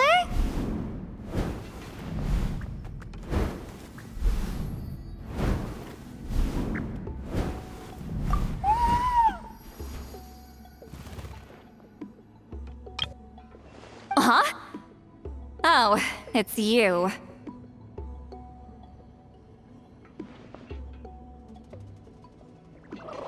Elder Tlapo! Oh, we must have disturbed your meditation. Our deepest apologies. Please forgive us.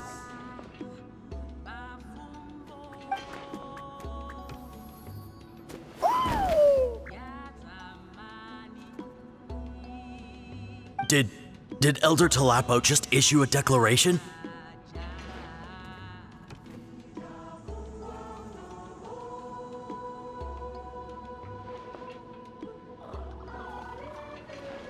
From what I can tell, in a single word, the message was...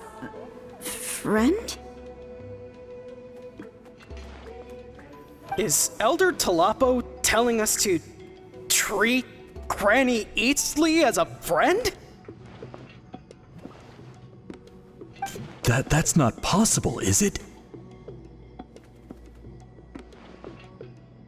Oh, you forget yourselves, my friends. You are esteemed priests of our tribe. Where are your manners? But Chief!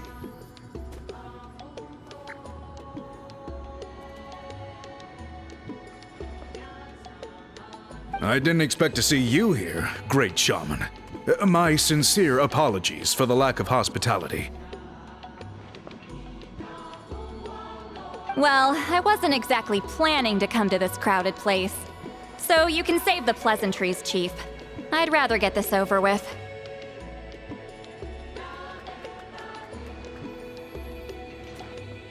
Understood. Now, as successors of Huitzilin, I understand your friction with Granny Eatsley.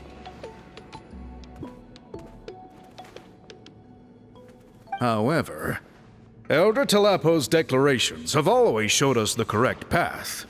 You would do well to respect his counsel.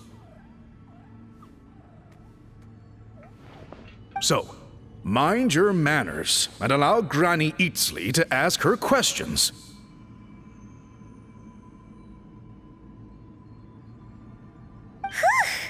Good thing Elder Tlapo and Chief Biram are on our side.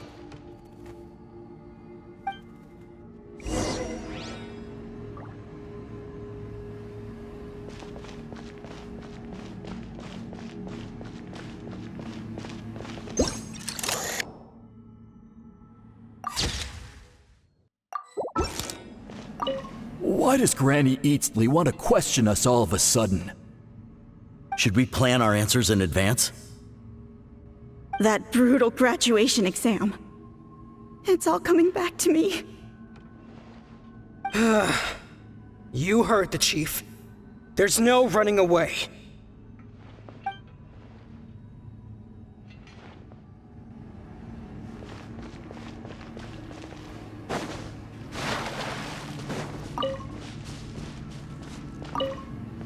If you run into any more problems, I'm always willing to help.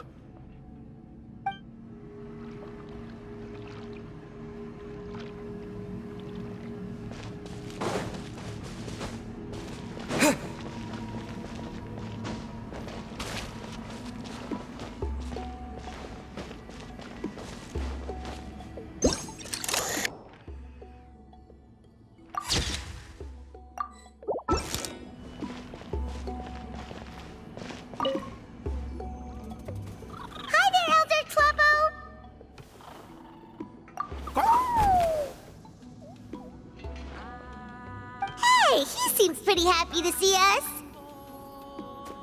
He's the one who put you in charge of the scroll, right? Yeah, Elder Tlapo appointed us to the task. Elder Tlapo, huh? He's still Claw to me.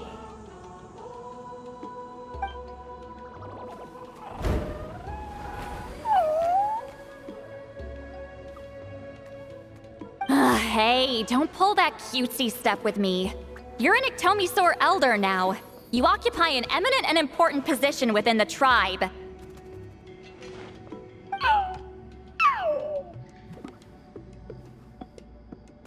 So, you already know each other? Claw was only this big when we first met. He was Wheatzilian's Saurian companion back then. She kept dragging him to my place, so over time, we got to know each other.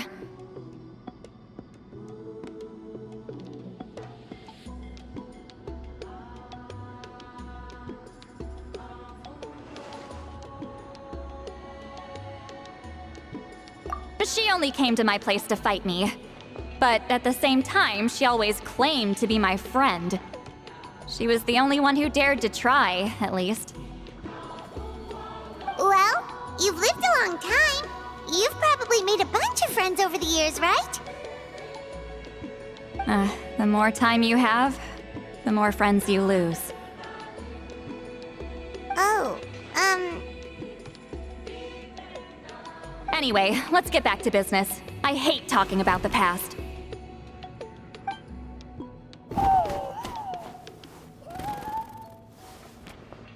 Oh, 200 years and you still haven't given up, Claw?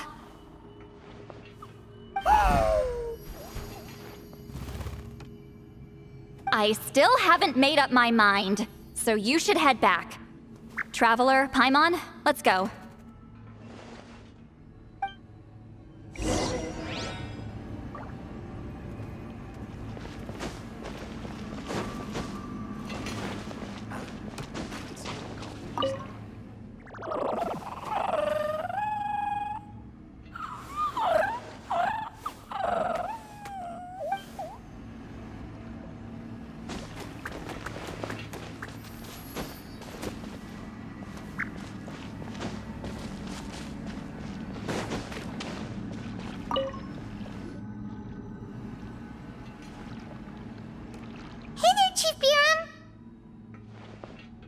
Oh, wait. We haven't reached out since the last time we failed the task, huh? I'm just grateful you haven't forgotten that duty.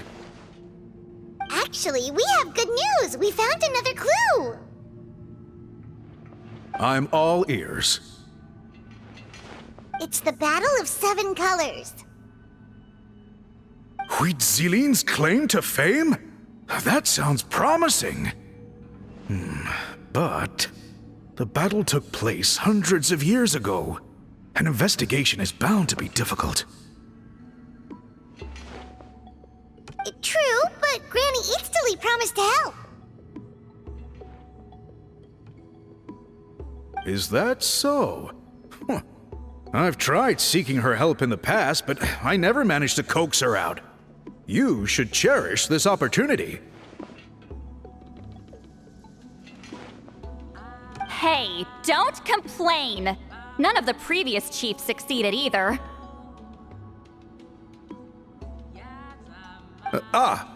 Forgive me. That wasn't my intention. It was a comment on my own failings.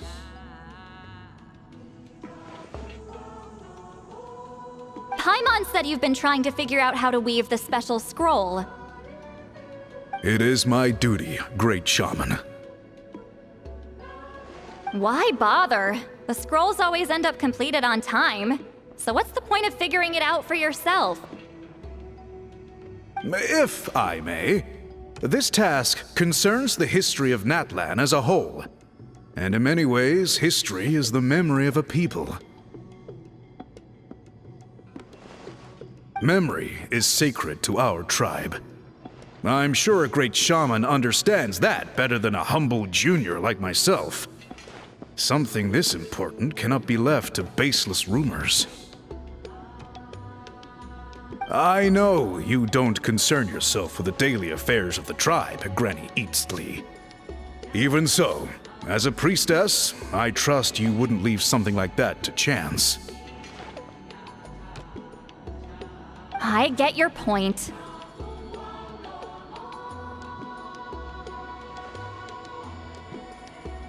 Of course, the one time I wish you could read my mind, it doesn't work.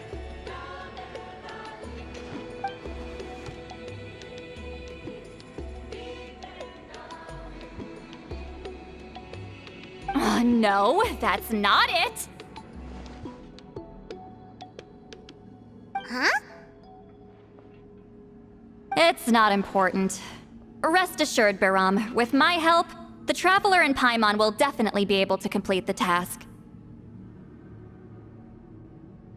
Haha. You have my thanks then.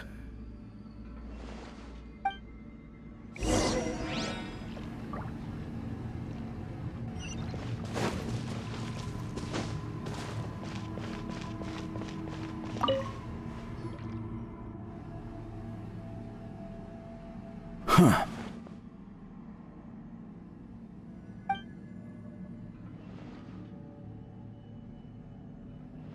So are you here to test whether we're qualified to inherit Master Wheatselian's legacy? You've already been tested, haven't you? Well, frankly speaking, I don't think any of you are qualified. But that's not why I'm here. All you need to do is be good and answer my questions. Fine. Ask away. You've heard of the Battle of Seven Colors, right? Of course. It's our master's claim to fame. An immortal legend inscribed in the very history of our tribe. Then I'm sure you know there are those who question whether it actually occurred. I did hear people arguing about that the other day.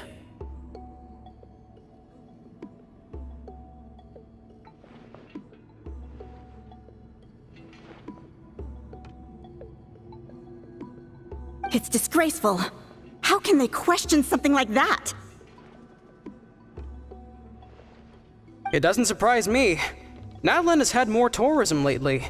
A lot of people have started getting strange ideas after interacting with Outlanders.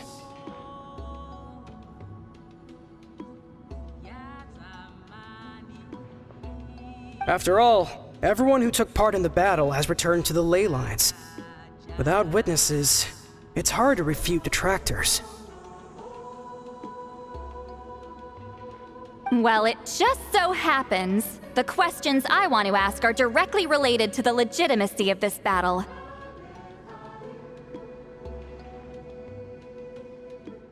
Listen, we know you were rivals, but do you really have to question her legacy? You think she's like you? Someone who can't survive a little scrutiny? No, of course not. Then let me finish. During the battle, Wheatselian most likely used a technique powerful enough to turn the tides of war. I'm sure she was very proud of it. Proud enough to pass it on to her disciples.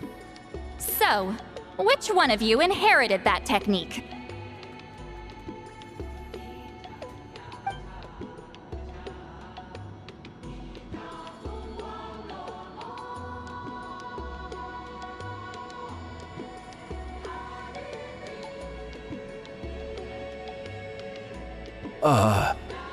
I don't think any of us have heard of it. Listen, I'm not trying to take it for myself, so be honest.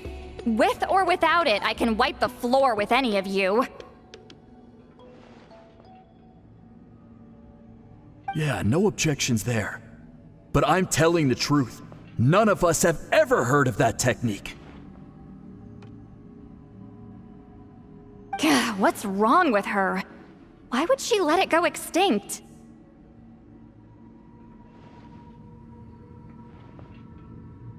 Master's body of work is massive. No one student could hope to learn all her techniques. Mastering just a few already takes a lot of effort. Master had no choice but to recruit many students, split up what she knew into different portions, and pass it down through various individuals. So even though we see ourselves as representatives of Wheatselian's school of shamanism, what we know isn't the sum of her legacy. Actually, I know of a shaman family that inherited some of Master's techniques. The family fell on hard times and lost the right to the priesthood. Still could be worth a shot.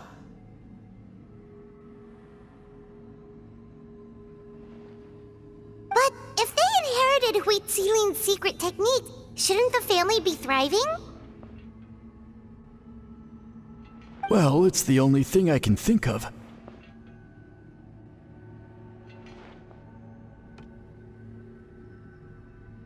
All right, give me their address.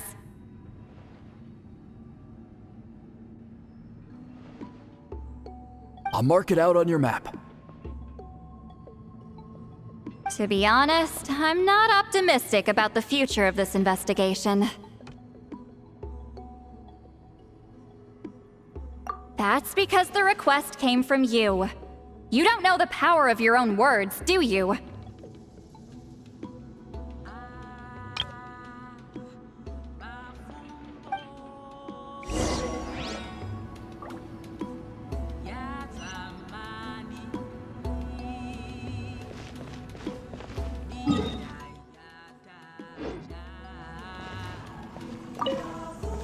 I hope Granny Eatsley's satisfied with the information we provided.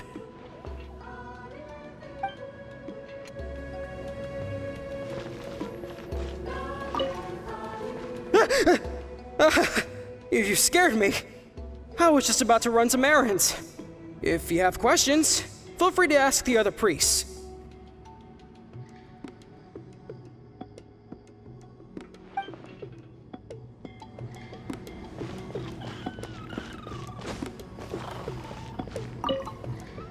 So, was that an interrogation?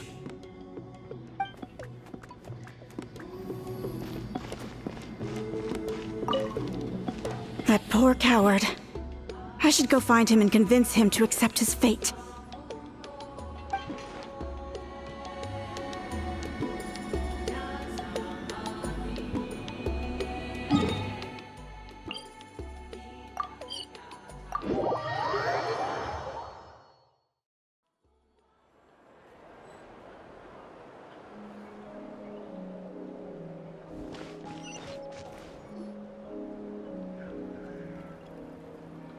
Proving the legitimacy of this battle seems more hopeless by the second.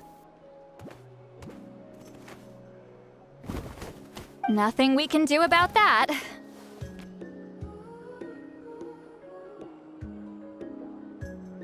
Well, even if our investigation ultimately proves the legend to be false, that's still a worthwhile result. Although I'm here for business purposes, I have a personal interest in this as well.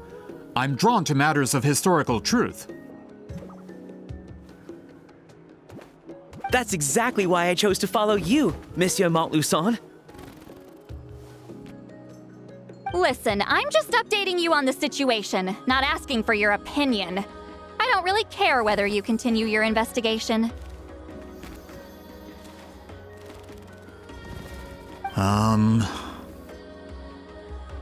And Traveler, you came to me for help with your scroll weaving duty, right? You thought looking into the Battle of Seven Colors could give you answers. That's understandable. But based on our progress, I'd say this is a dead end. Instead of wasting time, you might consider taking a different approach. I'll try to think of another way to help you. Respected traveler, let's not forget about the compensation I promised. You shall have it in full. Extra, if that's what it takes.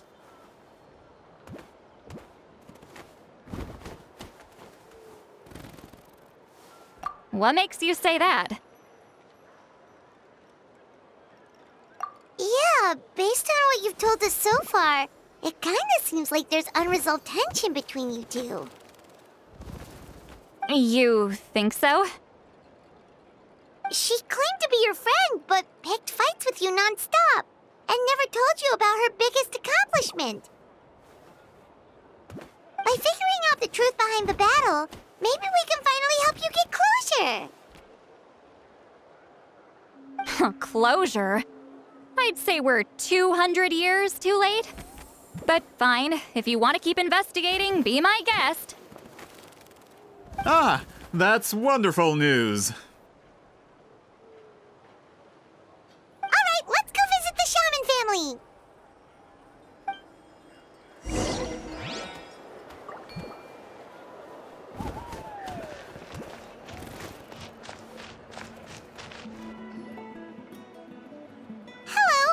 Fisherman? Yep, that's me. Huh? Granny Eatsley? Get up! In a crowded market like this, the only person who should be trying to hide is me. My apologies. Ever since my grandfather's generation, the shamans of my family have given up on passing your trial, Granny Eatsley. Have we offended you in some other capacity? Man, this is generational trauma at this point. Whenever I misbehaved as a kid, Grandpa would tell me about the thrashing he received from Granny Eatsley. I still get nightmares about it sometimes.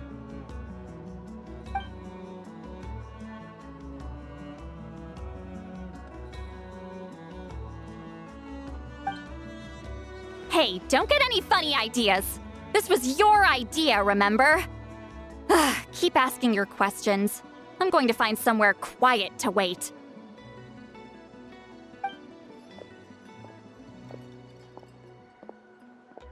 Okay, so your family studied under Citlali, right? Yes, although that pretty much ended with my grandfather's generation, unfortunately. The techniques my family learned from Citlali didn't have much practical use in terms of tribal affairs, so during my grandfather's time, we quit the priesthood. Turns out, shaman techniques aren't that useful outside the priesthood either, so over time we abandoned them altogether. Of course, it's possible that we were just too foolish to understand the true power of those teachings. After all, Citlali was a genius. None of her students have been able to fully reproduce her talent.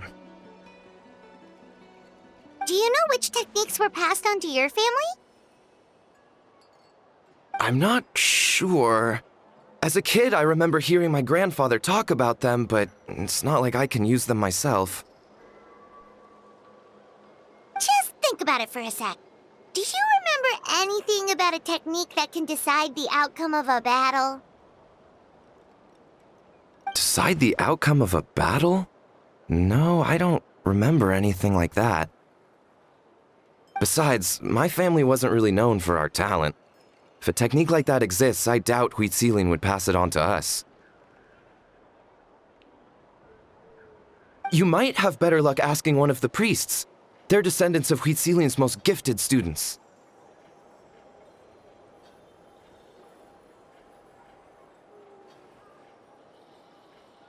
Well, looks like we're back where we started. Still no definitive evidence the Battle of Seven Colors took place. Alier, do you think we have enough to draw a conclusion? All we have are non-witness accounts. We could put together an interview, but that's not going to hold up in academic circles. Then we have to keep going. Oh, you're investigating the Battle of Seven Colors? Yeah, you know about it? Not a lot, but there's something special about my family. In addition to shaman techniques, Citlali's stories were passed down to us as well. Say what you want about my ancestors' dedication to shamanism, but they definitely paid attention to those stories. And of course, the Battle of Seven Colors is the most exciting story of them all. We don't need another story. We need something concrete. Does no one in your tribe understand that? I'm not sure if this is helpful, but the story passed down in my family is a little different from the one told in the tribe. Really? Well, it's Citlali's personal account of the event, so it's a lot more detailed. For example, in the version I heard, the battle took place in a location known as Chico Mostuk Cave. That means you can tell us where to find it. Have you ever been to this place? Unfortunately not. I studied maps of Natlan before we left, Monsieur Montluçon. I don't remember ever seeing such a name. Could your ancestors be mistaken, Mr. Eshemin? It's unlikely. My family may have let the shamanism side of things fall by the wayside, but we're serious about these stories. In the words of my grandfather, some things deserve to be passed down more than secret arts. If Huitzilin's version of events differs so much from the general understanding, that makes it even more likely the battle is completely made up. Yeah, that's disappointing. Oh, hold on. You mentioned the Chico Mostek cave? Oh, yes? Can I clear something up for you? It's been more than 200 years. Huh. I never thought I'd hear that name again. What do you mean?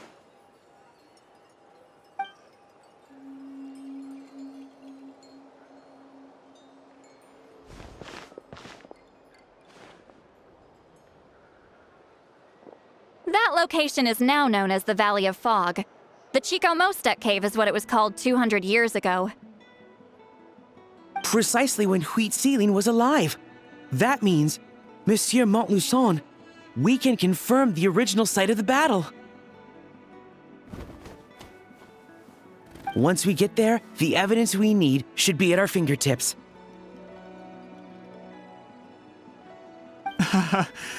Just when we thought all hope was lost. I never doubted you, great shaman. Allow me to present you with a gift as thanks. Save it. Flattery won't get you anywhere with me.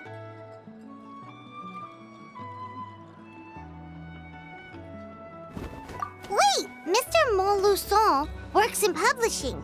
You're a huge fan of light novels, right, Citlali? Maybe he could get you some that are out of print. Really? Out of print, huh? Sure. Do you have any in mind?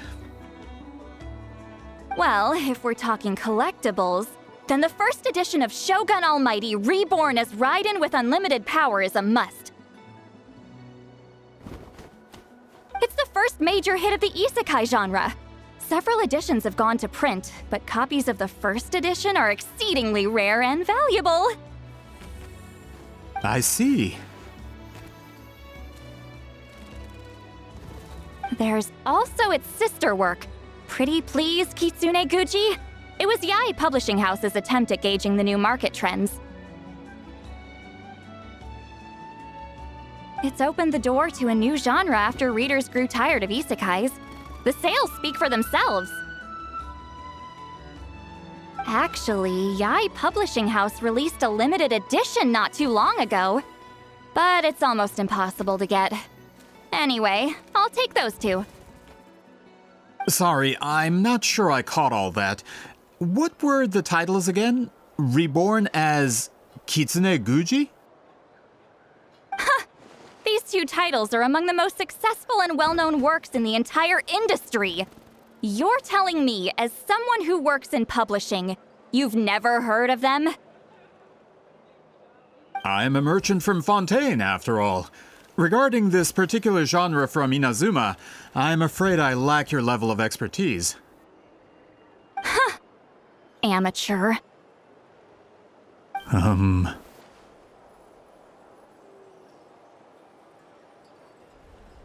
Of course! Sounds like a perfect arrangement.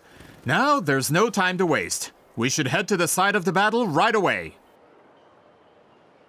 Once we get there, it'll take a bit more work to determine the actual location. Right now, all we have is a general idea. Well, I'm sure Miss Citlali can help us with that.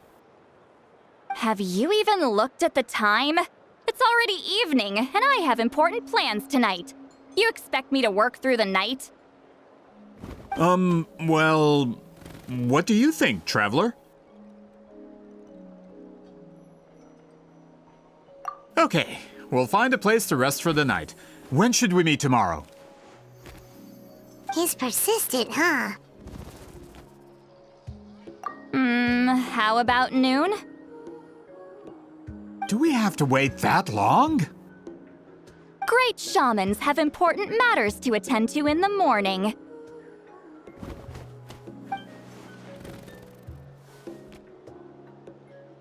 That's only because I have important tasks to complete at night.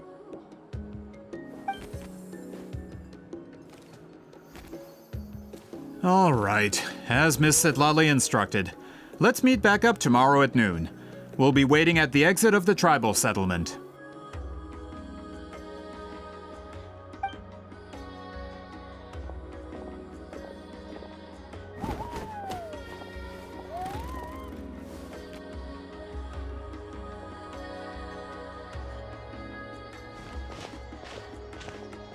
Sorry, I just wanted to ask, is Granny Citlali satisfied with my answer? Yeah, of course. You really helped us out. Oh, good. I'm glad I didn't offend her somehow. You're really that scared of her? To be honest, Granny Citlali almost never interacts with ordinary tribespeople like us. Everything we know about her comes from rumors. She's a powerful shaman who's lived for over 200 years. As a great hero, you're probably the only one who isn't intimidated by her.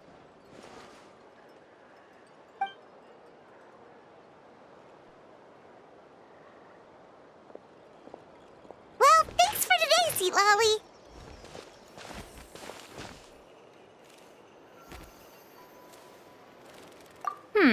That's quite considerate of you. All right, let's grab a few drinks. Just like last time. Wait, didn't you say you had important plans tonight? What did you think I meant? Does that mean you've gone drinking every night for the past 200 years? Now Paimon's worried about your health. No, I've had enough socializing for one day. I know somewhere quiet. We can just buy some drinks and head over.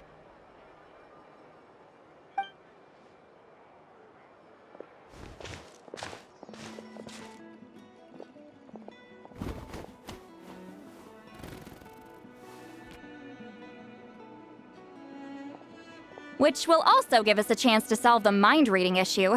Considering the necessary spell work, I'd rather do it in private.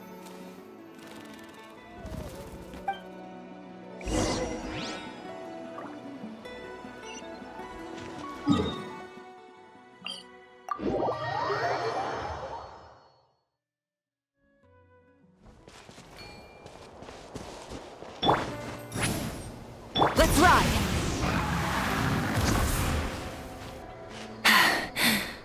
Phew. All right. Is this the place? No, further up. Further up?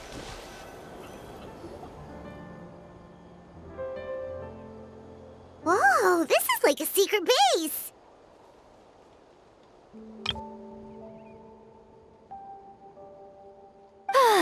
Sometimes I want the fresh air, but not the company. So I come here.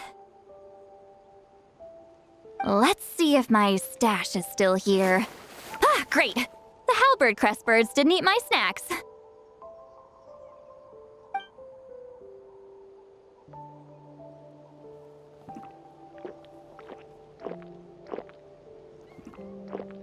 Now for the mind reading issue. Give me your hand. It might take a little longer, actually.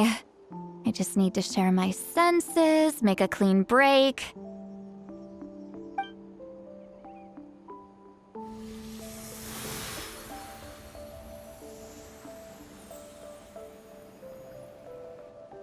And that should do it, right?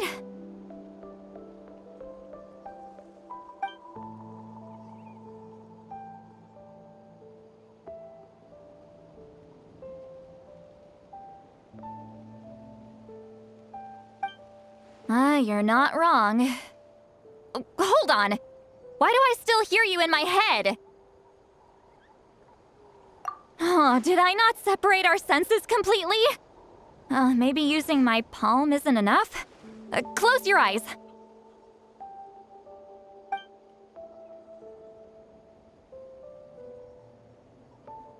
Please work, please work. A great shaman should be able to handle this.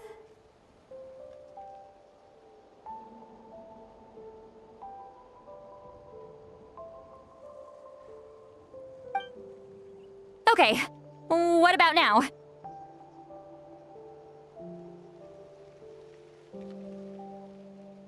Huh? And now?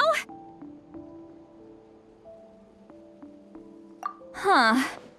Whenever I try to remove the effect, it just flips direction and gets worse.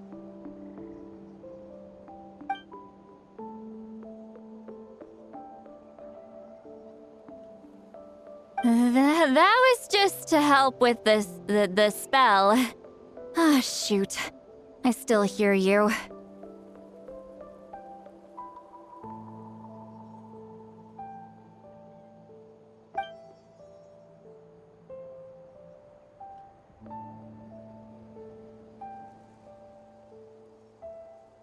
For a human soul, to lose the boundaries of the mind is to drown in the sea of consciousness without a concept of self. Wait, that sounds bad. I read that in a light novel. When it comes to the real world, I think it's pretty accurate. Is Citlali drunk? She's not making much sense.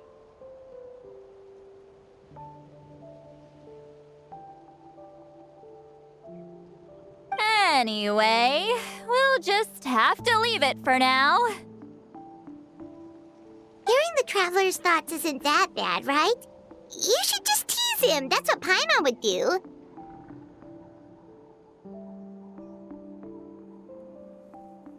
It's just... I'm not good at this. I'm not used to being close to people. Sorry, I said we could be friends, but I guess I'm not ready.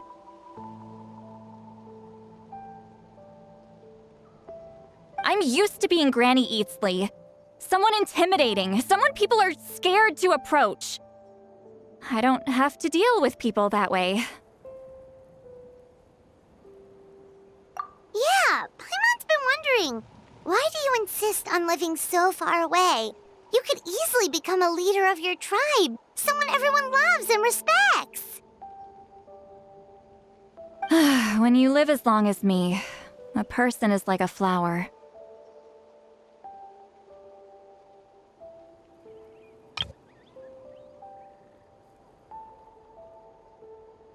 The color draws you in. You water it to see it bloom. It rewards you with its fragrance. But it doesn't last. With the passing of the seasons, everything withers away. You can try to water it, but it will never bloom again. Even if the same plot of soil is covered in flowers the following year, the one you remember won't be there.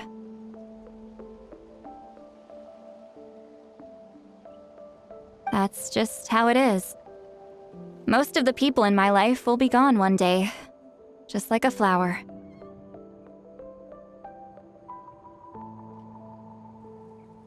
Getting close means losing friend after friend for hundreds of years, until the weight of their memories crushes my soul.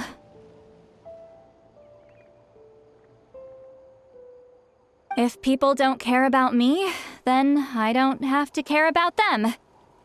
It's better if the people in my memories are nothing more than fleeting strangers. Citlali.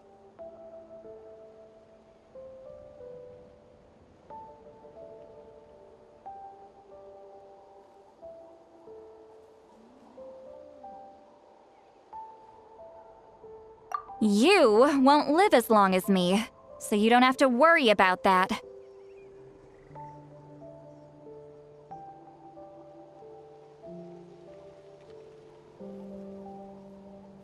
Really?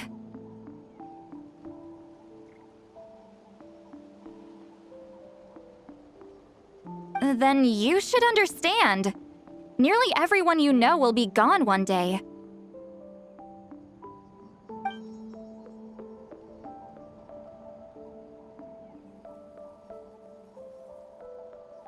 Traveler?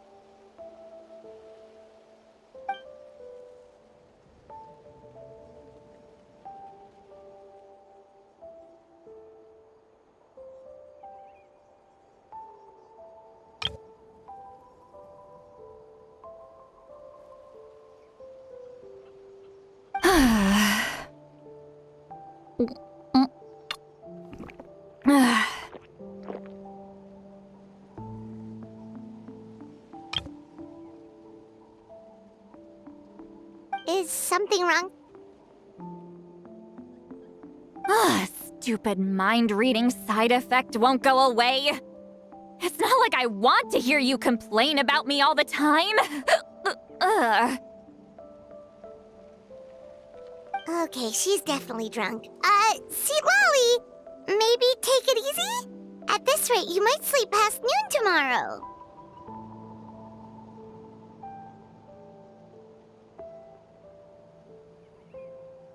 I'm not drunk. I remember everything the traveler said.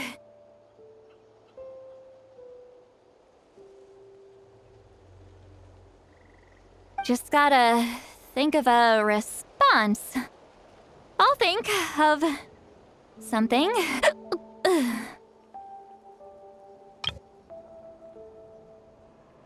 Uh-oh, not this again.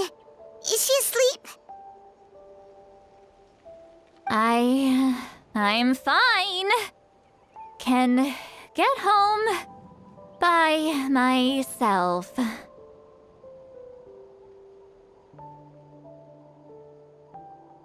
Is she talking in her sleep or talking to us? She seems kind of out of it.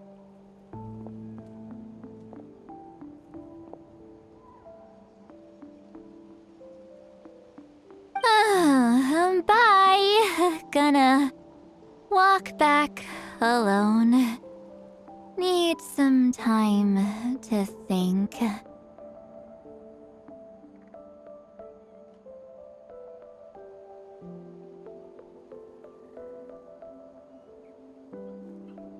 All right.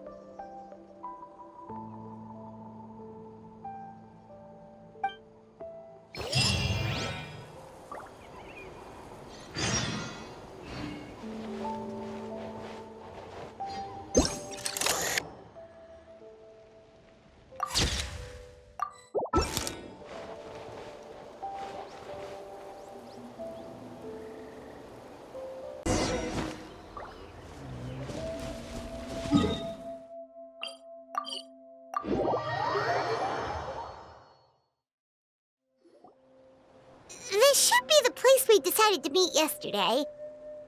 Who knows if Citlali will show up on time? She drank so much last night, she might not even be up yet.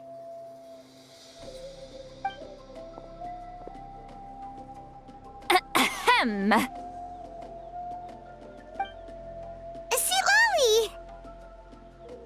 No need to sound so surprised. Drinking is just a way to pass the time. I mastered the art of moderation long ago.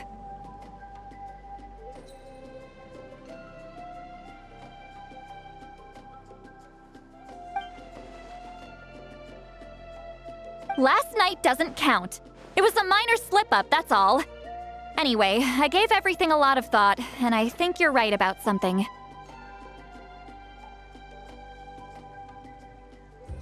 The Battle of Seven Colors holds the key to a lot of the answers I've been searching for. So that's why you're here so early.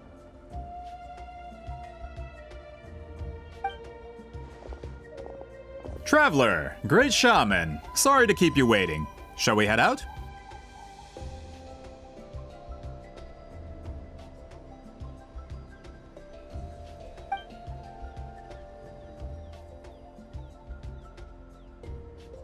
Just follow me. I'll confirm the location myself.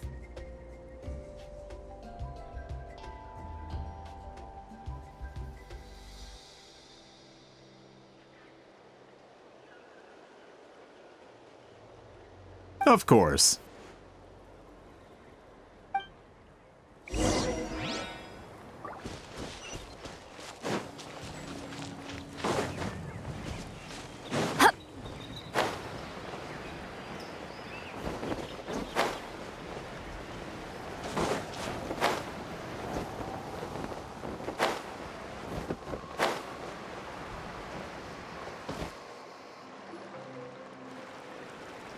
This should be it.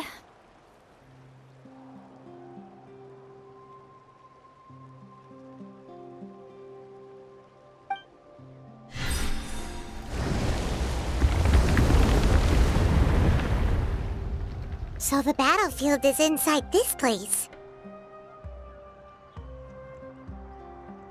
That could explain a lot of our academic questions.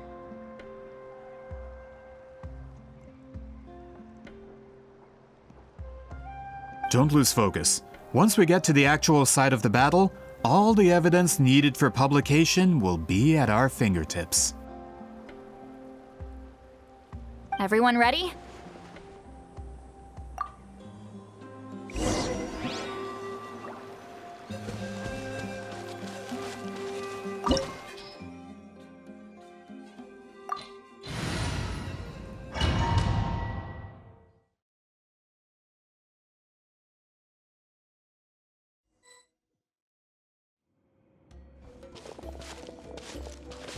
So the Abyss invaded through a cave like this? When the Abyss first began to corrode the ley lines, they took every opening they could get. All the items here should be useful for our research. You're not to touch a single one without my nod of approval. I don't support invasive excavation techniques either. Ah, of course. I'll defer to the experts on this matter. Well, shall we continue?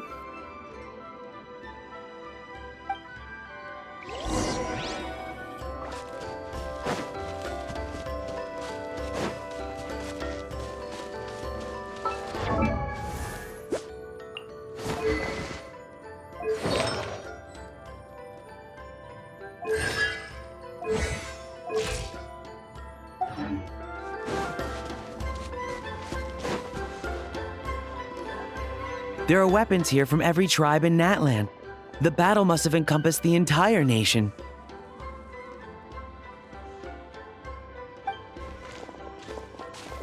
Sounds like we're getting closer to what the legend describes. But all we can really say is that a battle took place here. There's still no evidence of any colors or some elaborate maze. Wow, you're really invested in the Battle of Seven Colors.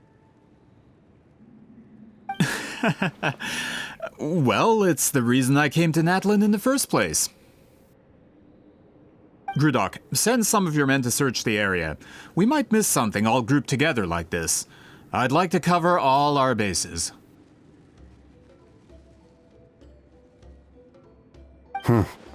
All the bases. You got it.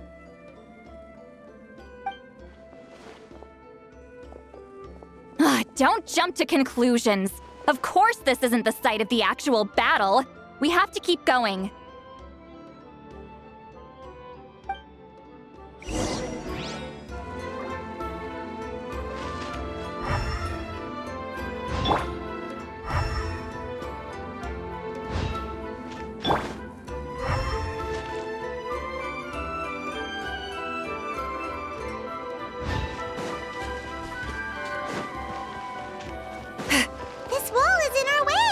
I might have an idea.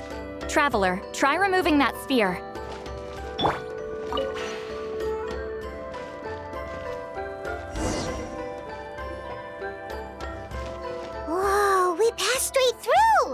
What was that? Some kind of color magic?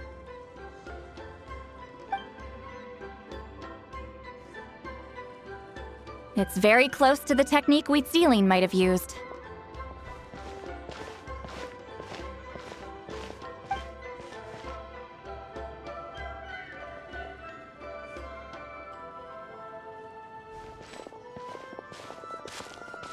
That's it?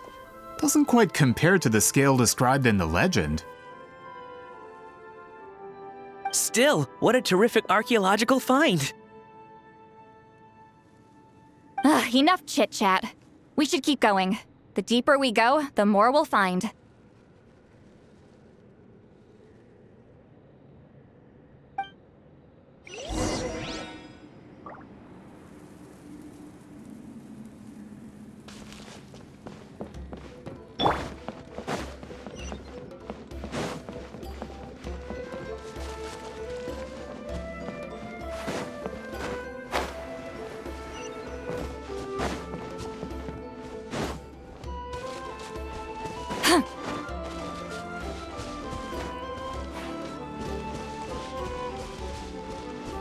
Hold on. If we step here, we might fall through. You mean there are traps in here? Remember how we were able to pass through the wall just now? It must have been because, on our person, we were carrying the same color as the wall. Let's put the sphere down and see what happens.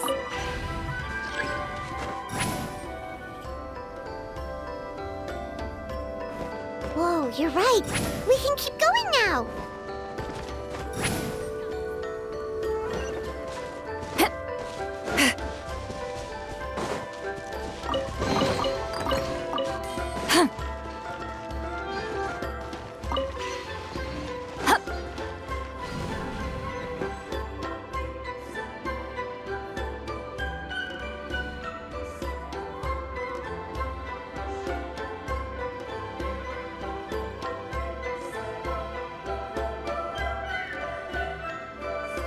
Wait, what was that?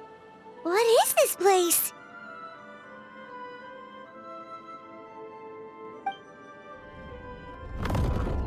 Look! A maze made of colors.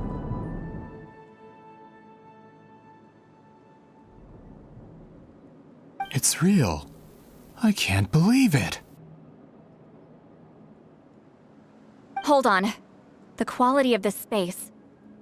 This isn't reality. It's a realm of memory. Huh? No. This is a space constructed using memories as a medium.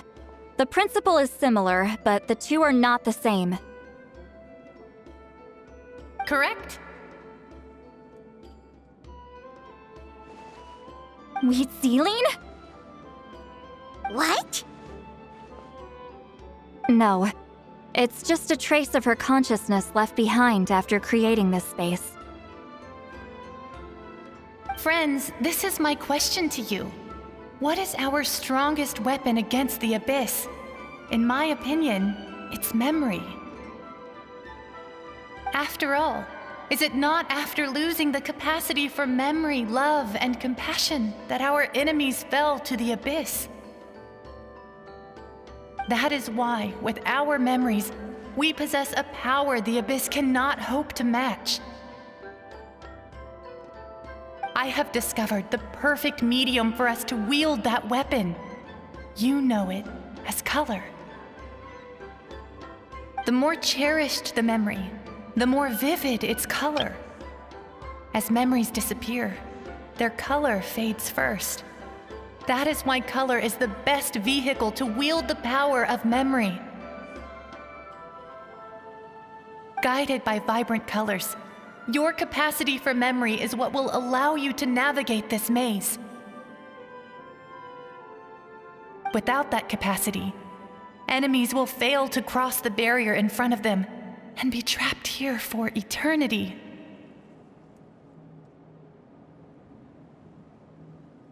So, be brave, my friends, and march forward.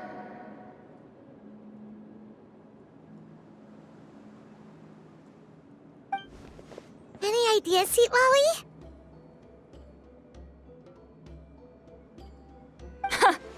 Sounds like she left a tutorial.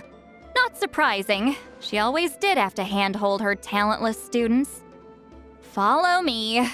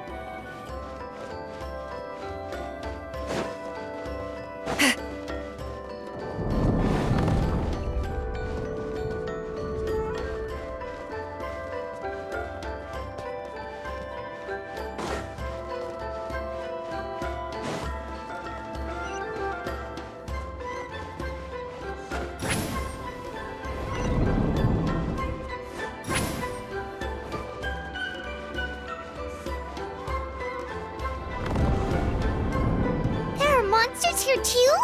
Abyss creatures. Likely trapped here for some time. Looks like a few monsters made it out of the battle all those years ago. Suffer the wrath of Eastleigh! Show no mercy! Pyroclastic surge! Full throttle!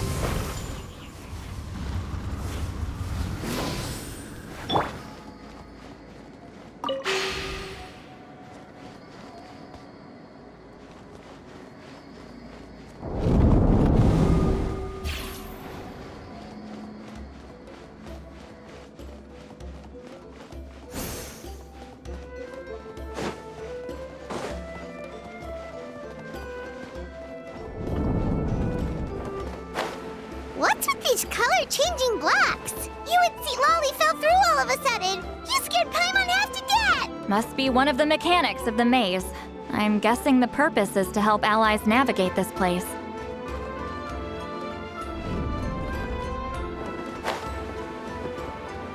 Oh no! More monsters? Ah, shoot. They're blocking the way forward. Let's get rid of them.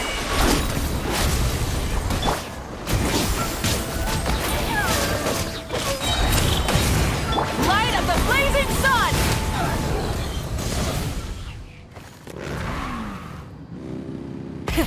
Rev the engines!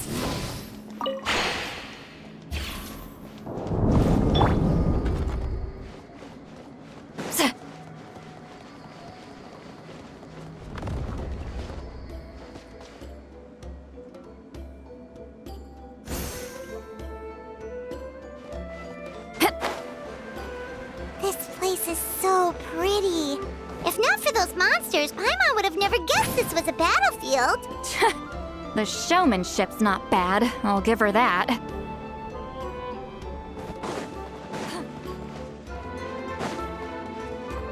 Rise like... Is this a bridge made of colors? Don't sound so surprised. We just need to cross and we should reach the end.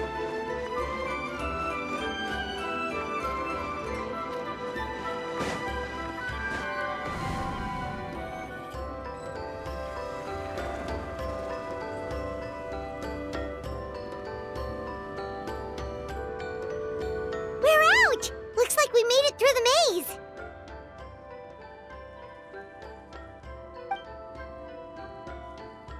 Hold on. This is...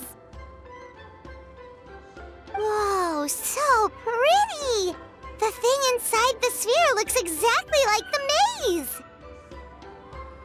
It's like a miniature blueprint made from a special dye. That color. The dye was modified using a secret technique to harness the power of memories and create mazes like the one we just witnessed.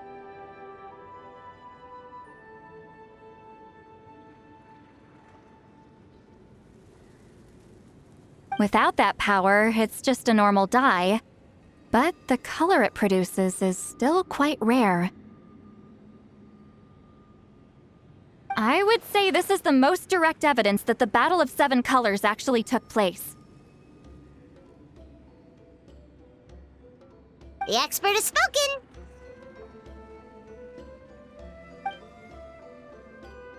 Perhaps I could take a closer look? It's an important piece of physical evidence, after all. No, you may not.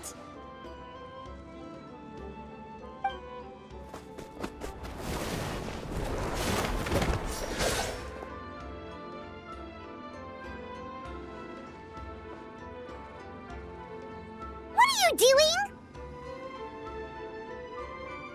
Ah, you noticed my signal. Not bad, Traveler. We make a good team. Huh. So, you've been watching me. A self-proclaimed book merchant who's never heard of Shogun Almighty reborn as Raiden with unlimited power? Please, that work was a commercial success across Teyvat. I knew you were fishy, but I didn't expect you to pull something like this. Monsieur Montluçon, we just need a few pictures for our research, not the artifact itself. What if it gets damaged or destroyed? Shut it! I couldn't care less about preserving this piece of trash. I would destroy it right now if I could. But then there would be no evidence to prove the battle took place. What if that was my goal all along? What? Huh. Pretending to be a book merchant? Pretending to promote the history of Natlan and its heroes was the only way to get information out of the people in this tribe. But make no mistake, I'm no lowly merchant. I am the future owner of the largest printing company in all of Teyvat. But the dye in that sphere ruined all my plans before they could even get off the ground. We've received a report that your advertisement in the paper makes false claims. Fontaine Law demands it be taken down immediately. False claims? The dye I advertised is an unprecedented innovation. It produces colors of unmatched radiance. Unfortunately, its qualities are neither unprecedented nor unmatched. According to the lady who made the report, she saw a woven scroll in Natlan made with a similar dye. Even more miraculous, that substance dates back hundreds of years. How? Creating this dye is the culmination of my entire life's work. You're telling me I'm hundreds of years too late? Calm down, sir. Sorry, it's just... I know this product will be a hit. The economic boost to Fontaine will be huge. We just need to advertise it as written. Fontaine's publishing industry is one of the best in the world. All we need to do is publish something in the paper, and all of Teyvat will think it was our invention first. We don't need to worry about more reports. Fontaine is far more advanced than Natlan. No one will believe such an innovative product could come from a place like that. That goes against all of Fontaine's advertisement regulations. We can't do that. What if I give you a portion of the profits? All you have to do is let the advertisement stay. You're trying to bribe me? Careful. I'm dangerously close to reporting this to Monsieur Novelette.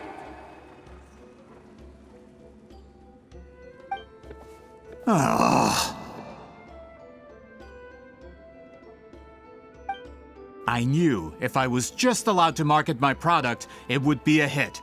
A bestseller even. I would be a giant in the printing industry.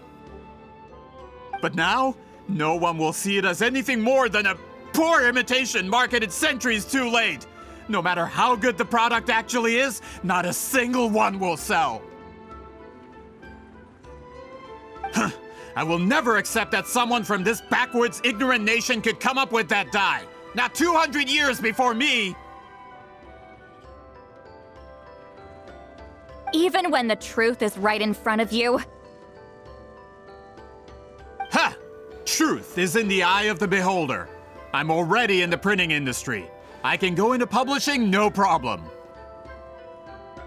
All I have to do is destroy this sphere, write a detailed report about my findings, and publish it around the world. Then, the so-called truth becomes your word against mine. Once my report is accepted as fact, no one can accuse me of making false claims. That's awful! What happened to restoring the truth of history? That plan hasn't changed. I will continue to spread my truth for all of Teyvat to see. Ah, you mean a hero of Natlan who's not actually from Natlan? And a great shaman who, according to rumor, abandoned her tribe long ago? From a practical perspective, there's no reason for either of you to stand against me. Shows what you know. Oh, since you like rumors so much, have you heard the one about what happens to people who get on my bad side?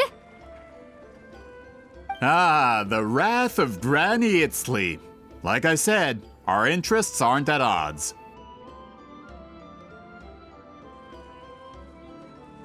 I knew from the beginning that you would accept my invitation, considering Citlali was your rival. You've lived longer than her, you're far stronger than her, and yet, she has always been more revered than you. Now, that can change. With the backing of the printing industry, I can take any book and send it to all four corners of Teyvat. This part of Natlan's history will be mine to tell. And in my version, I can erase the Battle of Seven Colors. You can be the one to have all the glory. That's not real history.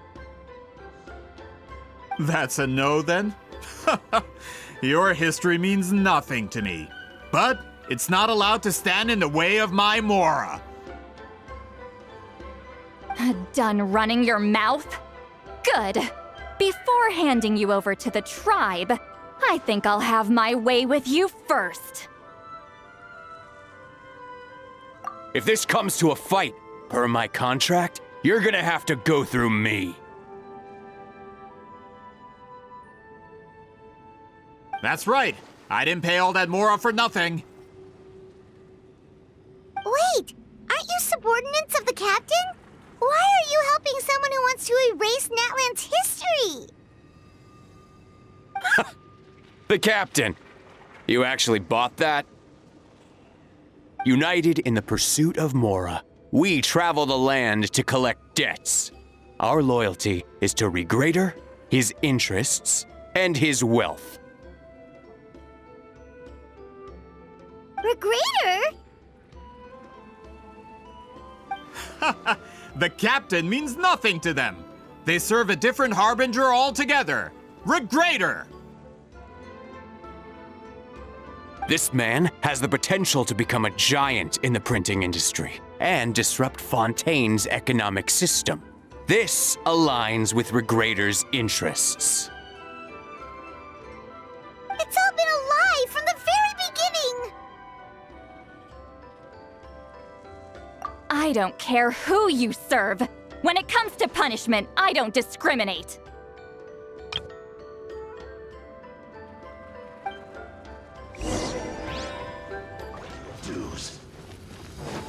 Show no mercy!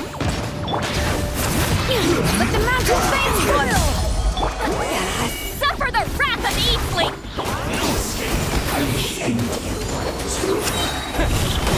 Pyroclastic surge! Try and stop me!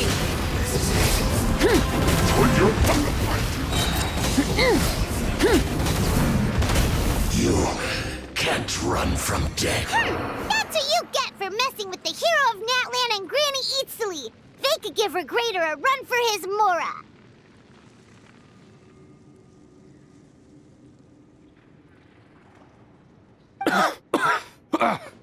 When did this person get so strong? Looks like the men following the captain failed to update us on the latest intelligence.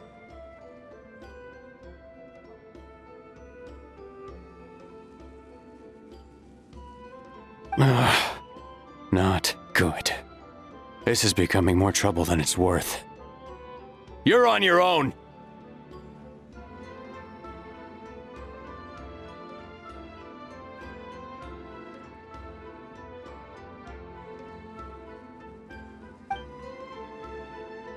Hey, what about our contract?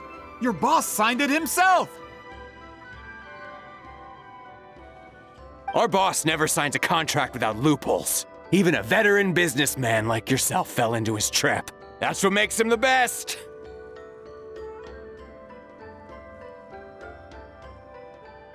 Go home and read the fine print. All I did was trigger the exculpatory clause.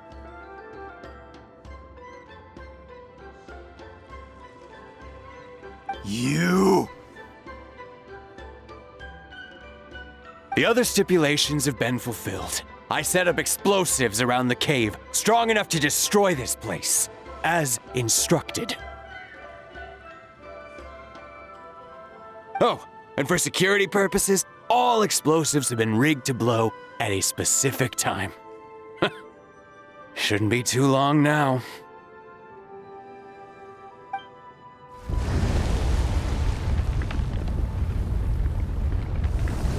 What? This whole place is gonna collapse? You were supposed to wait until I made it out! Are you trying to kill me? That depends on how fast you can run. I'm off.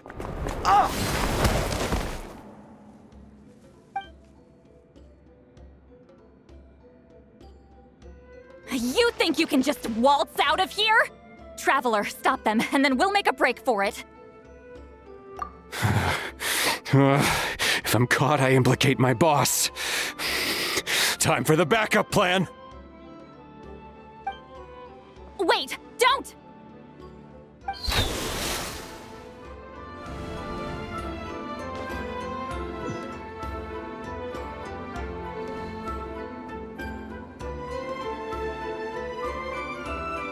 Where are we?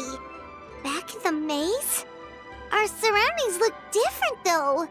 What did that Fatui guy do? Good point. She'll know how to get out of here. Let's hurry. If we don't make it out before the cave collapses, we might never be able to leave. Let's see. Citlali! Oh, looks like it's not gonna be that easy. What should we do?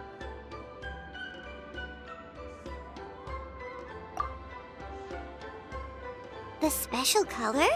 The one you saw in that woven scroll? Why would it appear around here? You're right. Lead the way, traveler.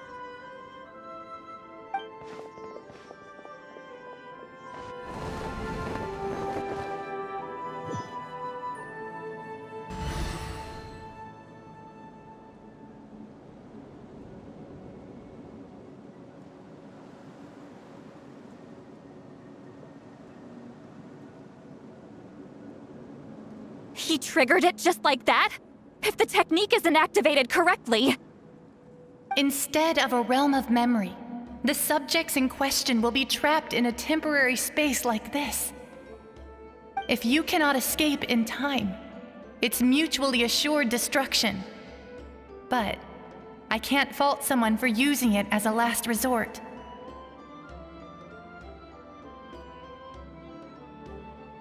I knew it! Someone of your skill wouldn't leave behind memory fragments just to parrot instructions. You must have the capacity for conscious thought. I appreciate the compliment. It's been a long time, my friend.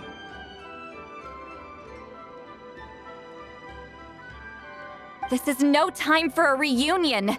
The cave outside is about to collapse. I know time flows differently in this place, but that still doesn't leave us much time. Can you help me get out? You misunderstand, Citlali. I'm nothing more than a fragment of memory. There's not much I can do. What do you mean? This space can be manipulated, right?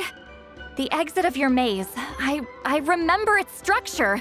If I create an exit here, I can leave. You just need to tell me how to manipulate this space.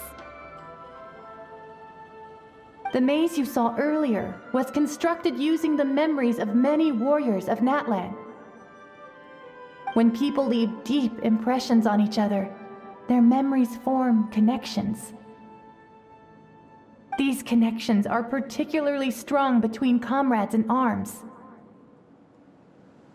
That is how I created my maze. The connections between the memories were my needle and thread, and the special color was my fabric.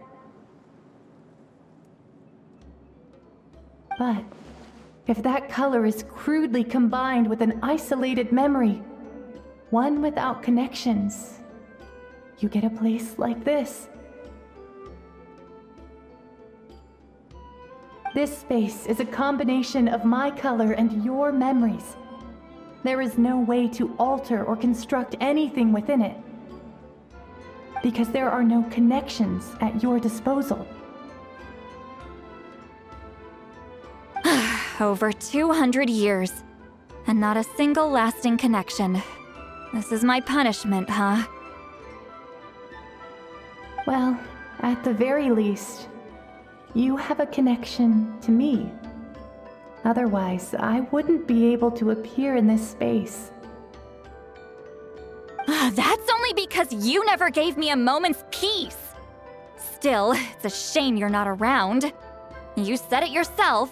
A memory fragment can't be used to create the connections I need. Citlali. But now that I have the chance to talk to you again, I need you to give me an answer. Your special technique. You didn't pass it on to your students. You passed it on to the rival you could never beat. Me. What I want to know is, why? So you figured it out. After what I saw in the maze and everything you just told me, I'm certain the technique at the center of all this is the same one you taught me all those years ago. But you never brought up the fact that you used it to win a battle. From your description, it might as well have been a simple color trick. I'm getting the feeling you always meant for me to come here.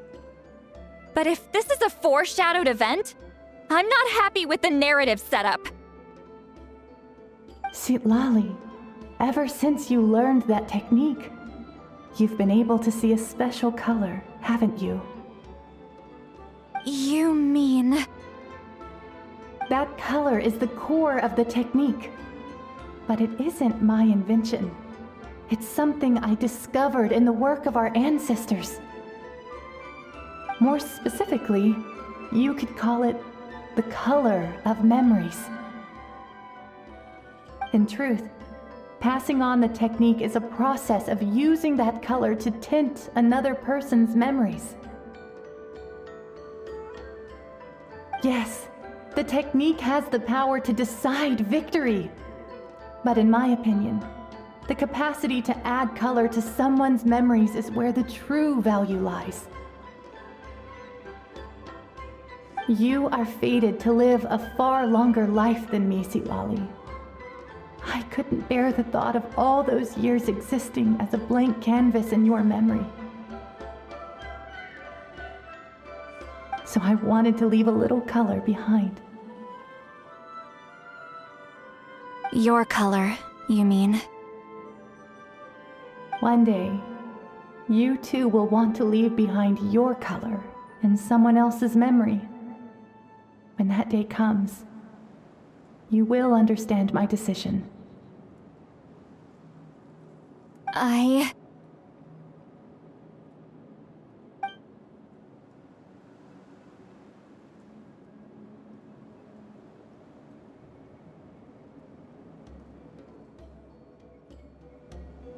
have to get out of here. That's the only way to rescue them.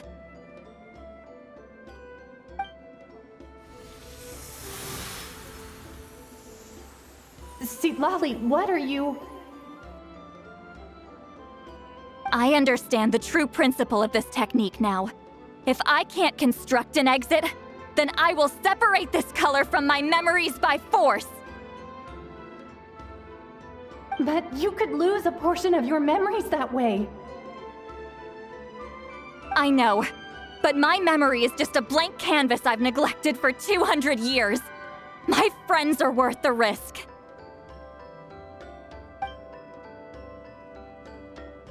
Traveler? When you entered the realm of memory I constructed, I used your memories to learn about your recent experiences. I have a feeling you're the one who will be saved this time. After 200 years, someone has appeared by your side, the kind of person I could have never anticipated. The Night Kingdom harbors Natlan's memories, and the Traveler's connection to that realm is incredibly strong, surpassing even the shamans who worship the Lord of the Night. This means that, even without your tutelage, he can see the color of memories. What did you say? Although he doesn't know how to wield it, he unknowingly left behind a trace of color in your memories. That was enough to guide him to this space. You now have a connection at your disposal. Well, Citlali, it looks like part of this was foreshadowed, but the rest is a surprise. Traveler? Traveler!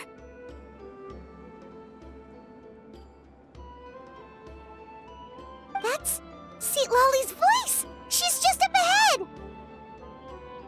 This is goodbye, my friend. Your memories over the past 200 years are much more than a blank canvas. Cherish them.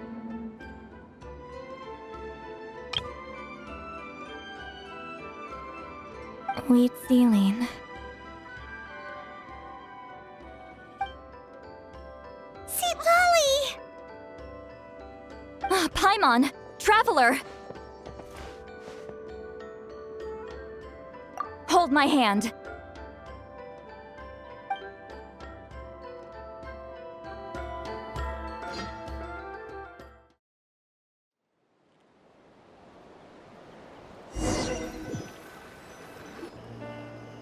Did we teleport out? Man, that place was so... Woo! We made it out just in time!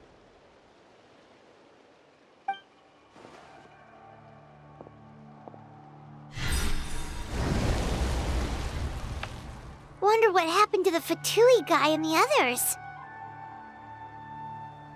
He was most likely trapped inside that space, just like us. The external structures supporting that space would have collapsed with the ruin. Unless he managed to escape, he would have been crushed. He still preferred that to being caught, huh? They were standing a bit further away, right? They probably weren't pulled into the space. Maybe they already made a run for it. Hello? It's one of Maluson's employees!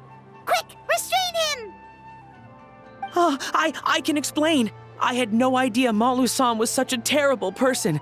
I couldn't stop him from running, so I stayed behind and tried to find people to help rescue you. I'm so glad you managed to get out of there. Either way, the guards will take you back to the tribe. You'll be their problem. I understand. Anyway, I'm not here to harp on you. I just need to know one thing. Which way did he run? He went that way, but I'm not sure if you can catch up. That way? Unless he suddenly grows a pair of wings, I think we're okay. Traveler, Paimon, come with me.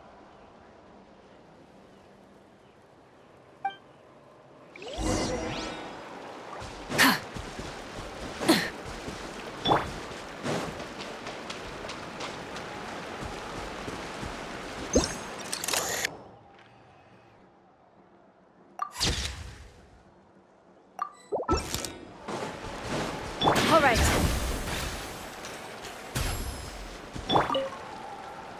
I'll wait here for the tribal guards. I'm so sorry the ruin was destroyed.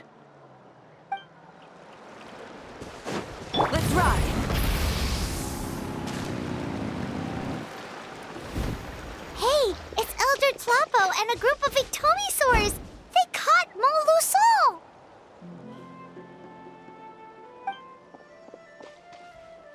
Something felt off about him yesterday, so I set a few things in motion. Looks like it's time for that foreshadowing to pay off. My bank balance! No! No! What's wrong with him? That's one of the tricks Claw uses to scare people.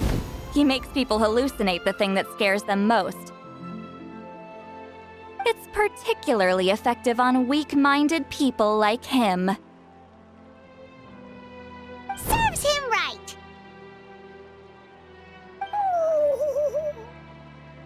I know, it was a lot to ask, making you come all the way out here during the day.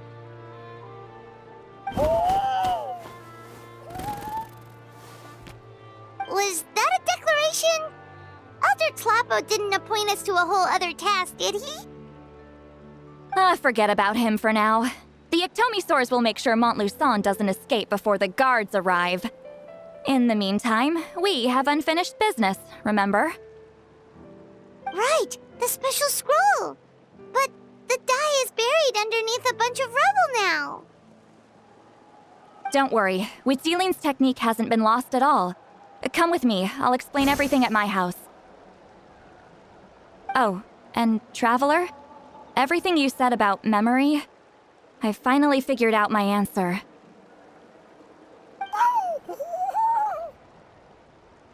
I knew you'd want to tag along. Let's go.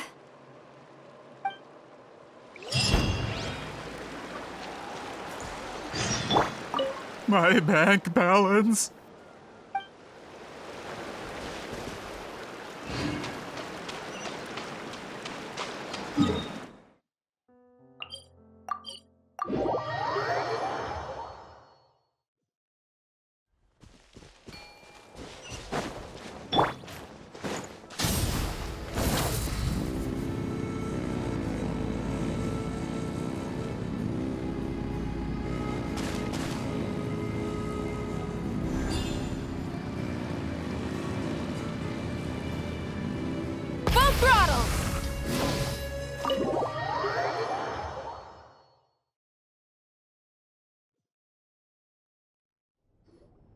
Now, when it comes to weaving the scroll itself, you don't actually need to lift a finger.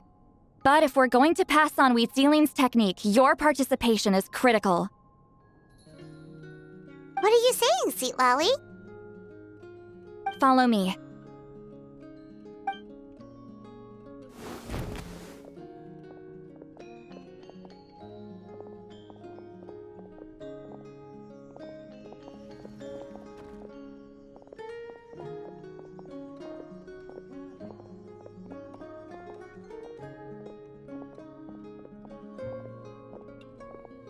Whoa, look at this place.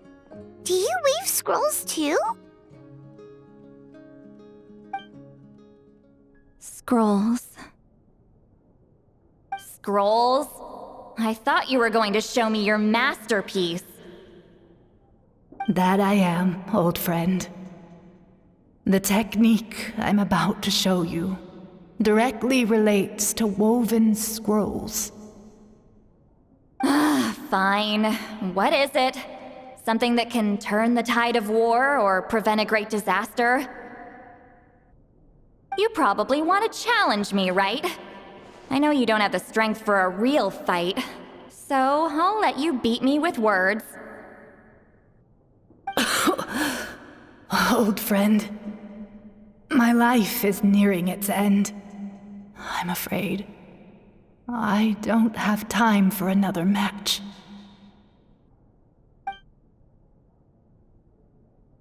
Hey. Don't worry. I trust in the belief of our tribe that death is not the end, but the beginning of a new existence in the Night Kingdom, where everything is made of memories.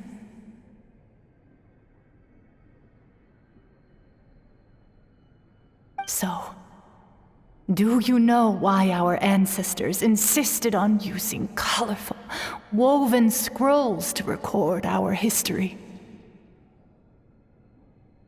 Because history is the memory of a people. We give our scrolls an orange hue, so the dead can still feel the warmth of the setting sun.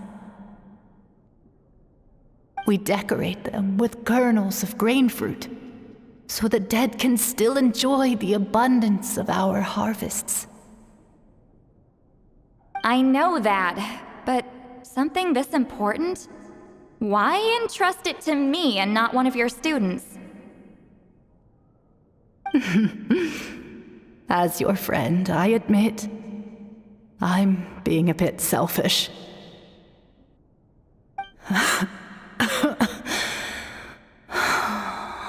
don't have long, Citlali. I'm not sure I can truly explain my decision. But I know you will understand one day. For now, will you accept my final request? Just this once.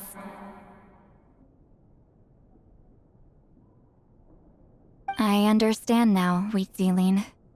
Just like you said I would. Claw, help me move this outside. I'm going to color it.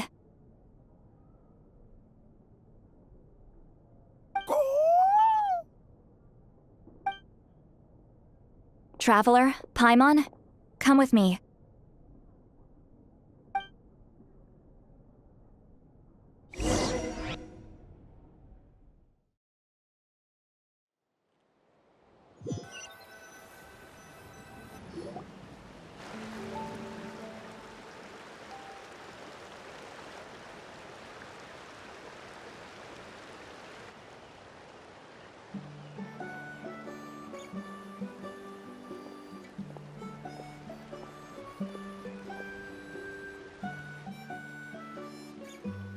We are like birds, soaring through the horizons of time. I linger between brushes of memory, seeking the color of my final journey.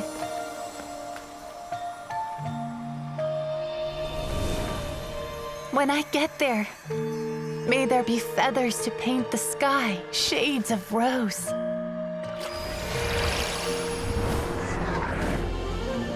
And fields of green to beckon adventurous souls. And azure oceans with which to sail into the unknown. And volcanoes too, where, despite the danger, hidden treasure waits to be found. And graffiti art, of course. Without that color, just imagine the dullness of night. Anything else? In the end, I hope everyone remembers my color too.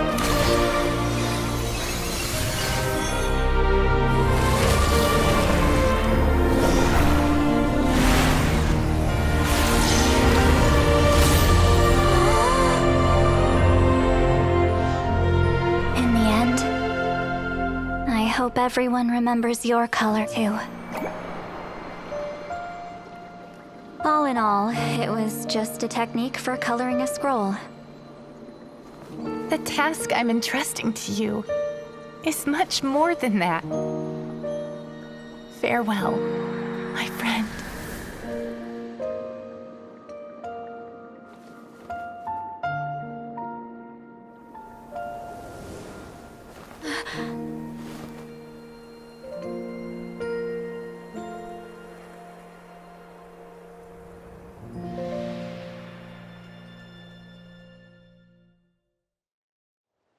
I knew you would understand.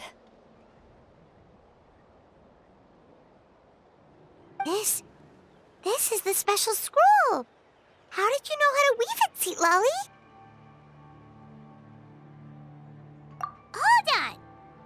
lived for more than 200 years. You know how to weave the special scroll. That must mean... you're the one behind the gifts from the spirits! Oh, well, it's not like I wanted to interact with the appointed. So whenever I delivered the scroll, I used illusions to confuse them. The fact that it turned into some kind of divine intervention is because no one was skilled enough to see through my tricks. You've carried the duty alone for all these years? Even if you don't like interacting with people, why not teach someone else how to do it? Traveler, you can see the special color, right? The essence of that color is memory. That means completing the special scroll is a process of searching for color within your memories. Passing the technique on to someone means sharing your memories with them. You need to leave traces of your color in their memory, and they must do the same. Even though I only confirmed that today, I've had suspicions for a long time.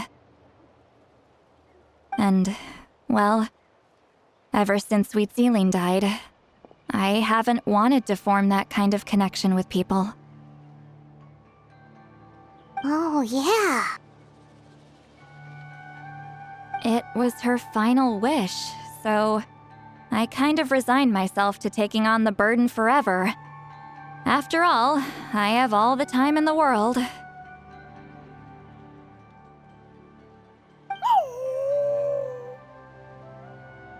But Claw never stopped appointing new candidates to weave the scroll, despite knowing exactly how I felt about the situation. I knew exactly what he was doing. And yeah, if I ever did share my memories with someone, I guess that person would be a friend. But it never got to that point. This time, though, you win, Claw.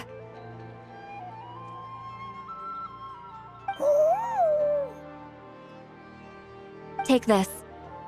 I guess it's my response to what you told me the other night.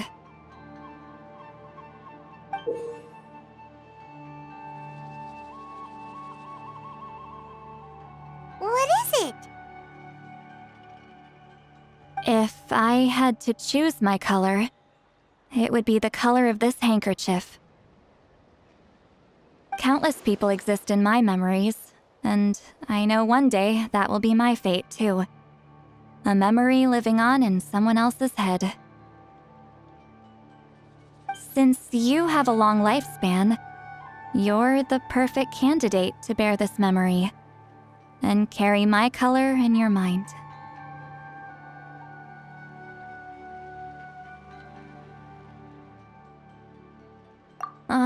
Just keep it safe. And you better not forget my color when I'm gone.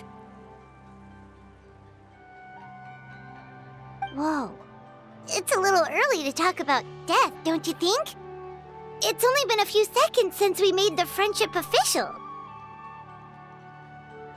Isn't that what friends are for? Okay, this is a serious commitment. Well, Citlali, if the Traveler's going to leave their color in your mind too, it'll probably be gold, right? Actually, their mark is already there. Remember the mind reading effect I couldn't fix? Well, I finally got to the bottom of it. Sharing senses allows communication to occur between the consciousness of different people. Naturally, memories are also involved in that process. Although I didn't know it at the time, we both have the ability to see the color of memory, which means that when I shared my senses with you, a connection was created between our memories. And that connection is what caused my original spell to go haywire. So, you can hear the Traveler's thoughts because you left traces of color in each other's memories? And that's why the Traveler could hear your thoughts too, because it works both ways, right? Quick thinking, but only those trained in the mystic arts can maintain that level of connection. That's why I can still hear the traveler's thoughts, but not the other way around. There's no need to worry, though. Now that I've figured out how it works, I'll get rid of it in no time. Oh. I lied. Hearing each other's thoughts actually depends on the strength of the connection between our memories. So, after everything we just went through, I bet you can hear me again. I knew it.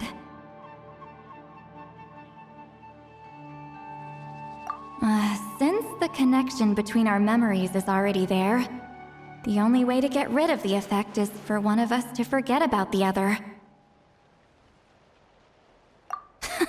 Just messing with you. I'm a legendary shaman of my tribe. Now that I know the cause, of course I can figure out how to fix it. It'll probably take some time, though, so bear with me for now. Besides, I'm an open book. It's not like you're gonna hear anything embarrassing. Oh, unless I've had a few drinks.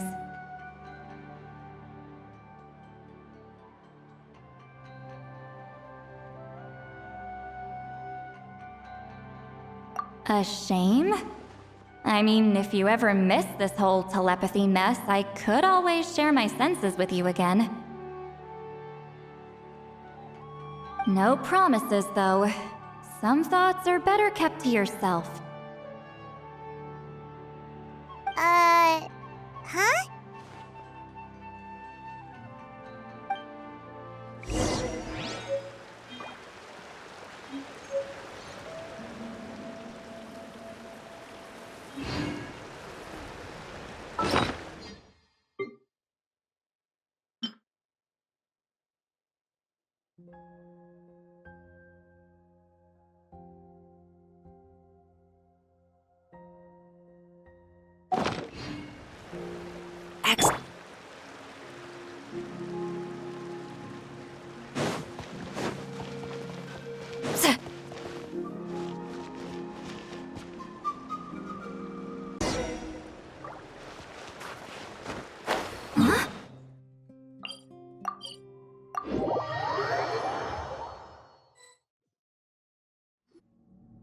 Ah, you did it?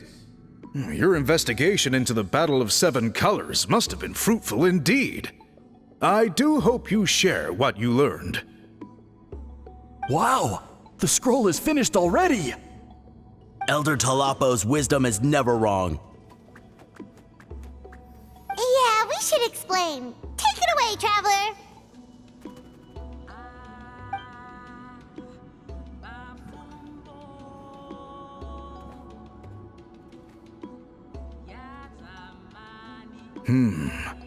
I see. You don't look surprised at all. It makes perfect sense. History is the memory of a people. If we want to depict it, a die derived from people's memories is, of course, the best choice. Now, it's just a matter of preserving this secret technique.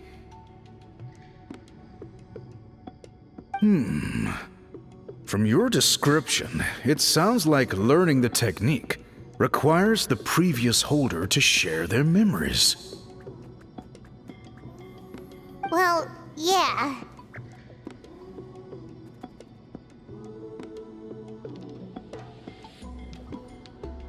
In that case, I must work with our priests to reinvent the technique based on the principles you described.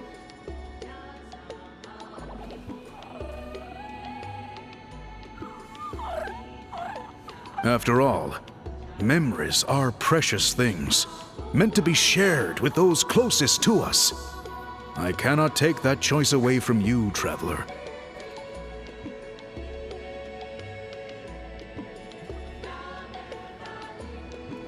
You completed your task admirably.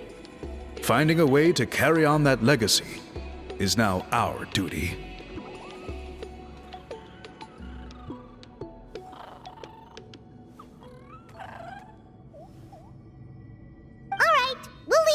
you.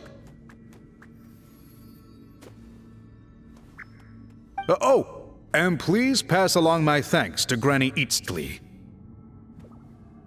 We interrogated the Fontanian merchant she apprehended, and it turns out he is the reason some among our tribe started to question our history. He hired people to spread misinformation about the Battle of Seven Colors. The recent friction within the tribe is entirely his doing. We now have a record of his crimes, and will begin working with Fontaine authorities in a few days. So he was behind the controversy in the first place. Guess it's easier to investigate when people are already questioning something. Anyway, that clears it up. People don't just question their history out of nowhere. Until we meet again.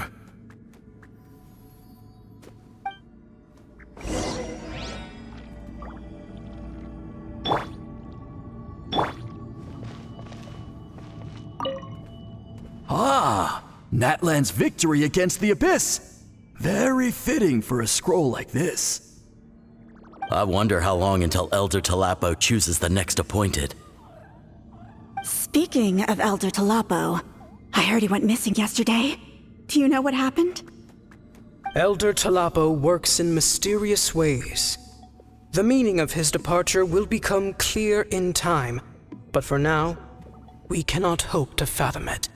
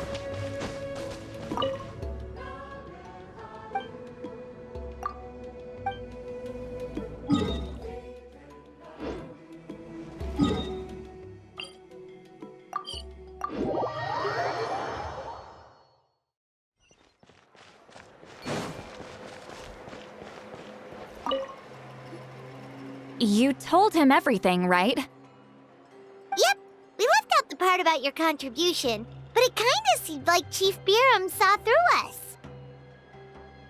You could have just said it was a gift from the spirits.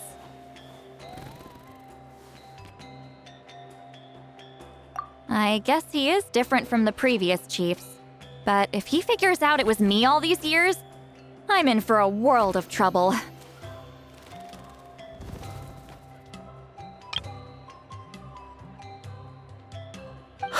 There you are! I've been looking everywhere for you. Oh, it's the other Fontanian researcher. He wasn't taken away with his boss?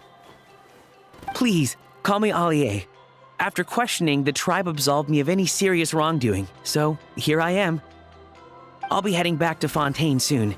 No employer means no funding, after all. But I wanted to finish my investigation first. I'd like to ask some questions about Citlali. I want people outside of Natlan to hear her story, but my understanding still has some holes. Questions? Huh! Why should I let an Outlander tell our stories? Don't misunderstand.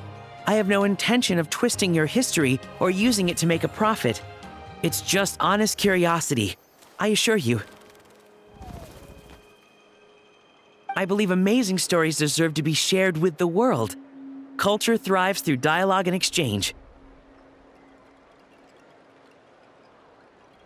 All right, you can ask your questions, but be quick. I have important plans after this. Important plans? Oh, thank you very much.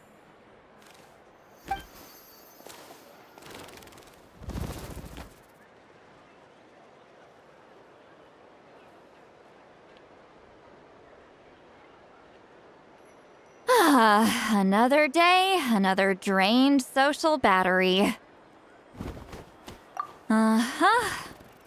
Hold on. You owe me a pair of books. Oh, that! When it comes to light novels, your memory is like a steel trap, huh? You're telling me. Yeah, it's not gonna be easy. You might need to go to Yai Publishing House in person. But I don't need them right away. Just don't forget, okay? Of course! We'll get them sent to you as soon as we can! Sent to me? Nuh-uh. I don't want a stranger knocking on my door when I'm hungover. Here, just take this.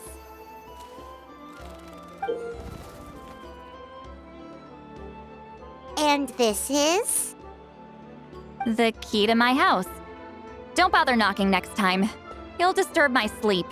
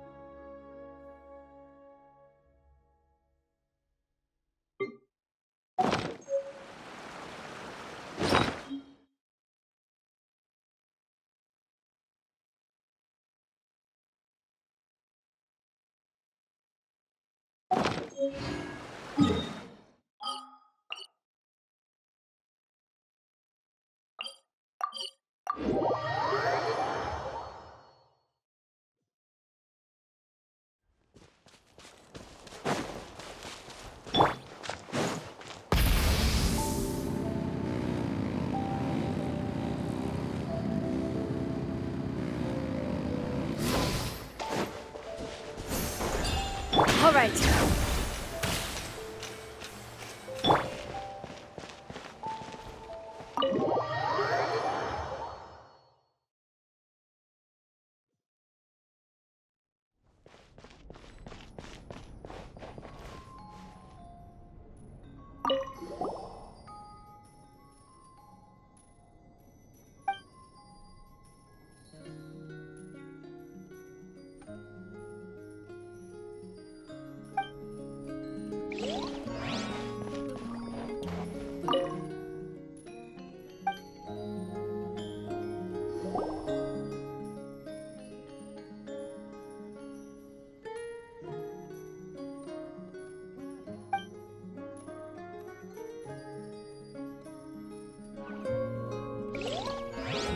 Huh?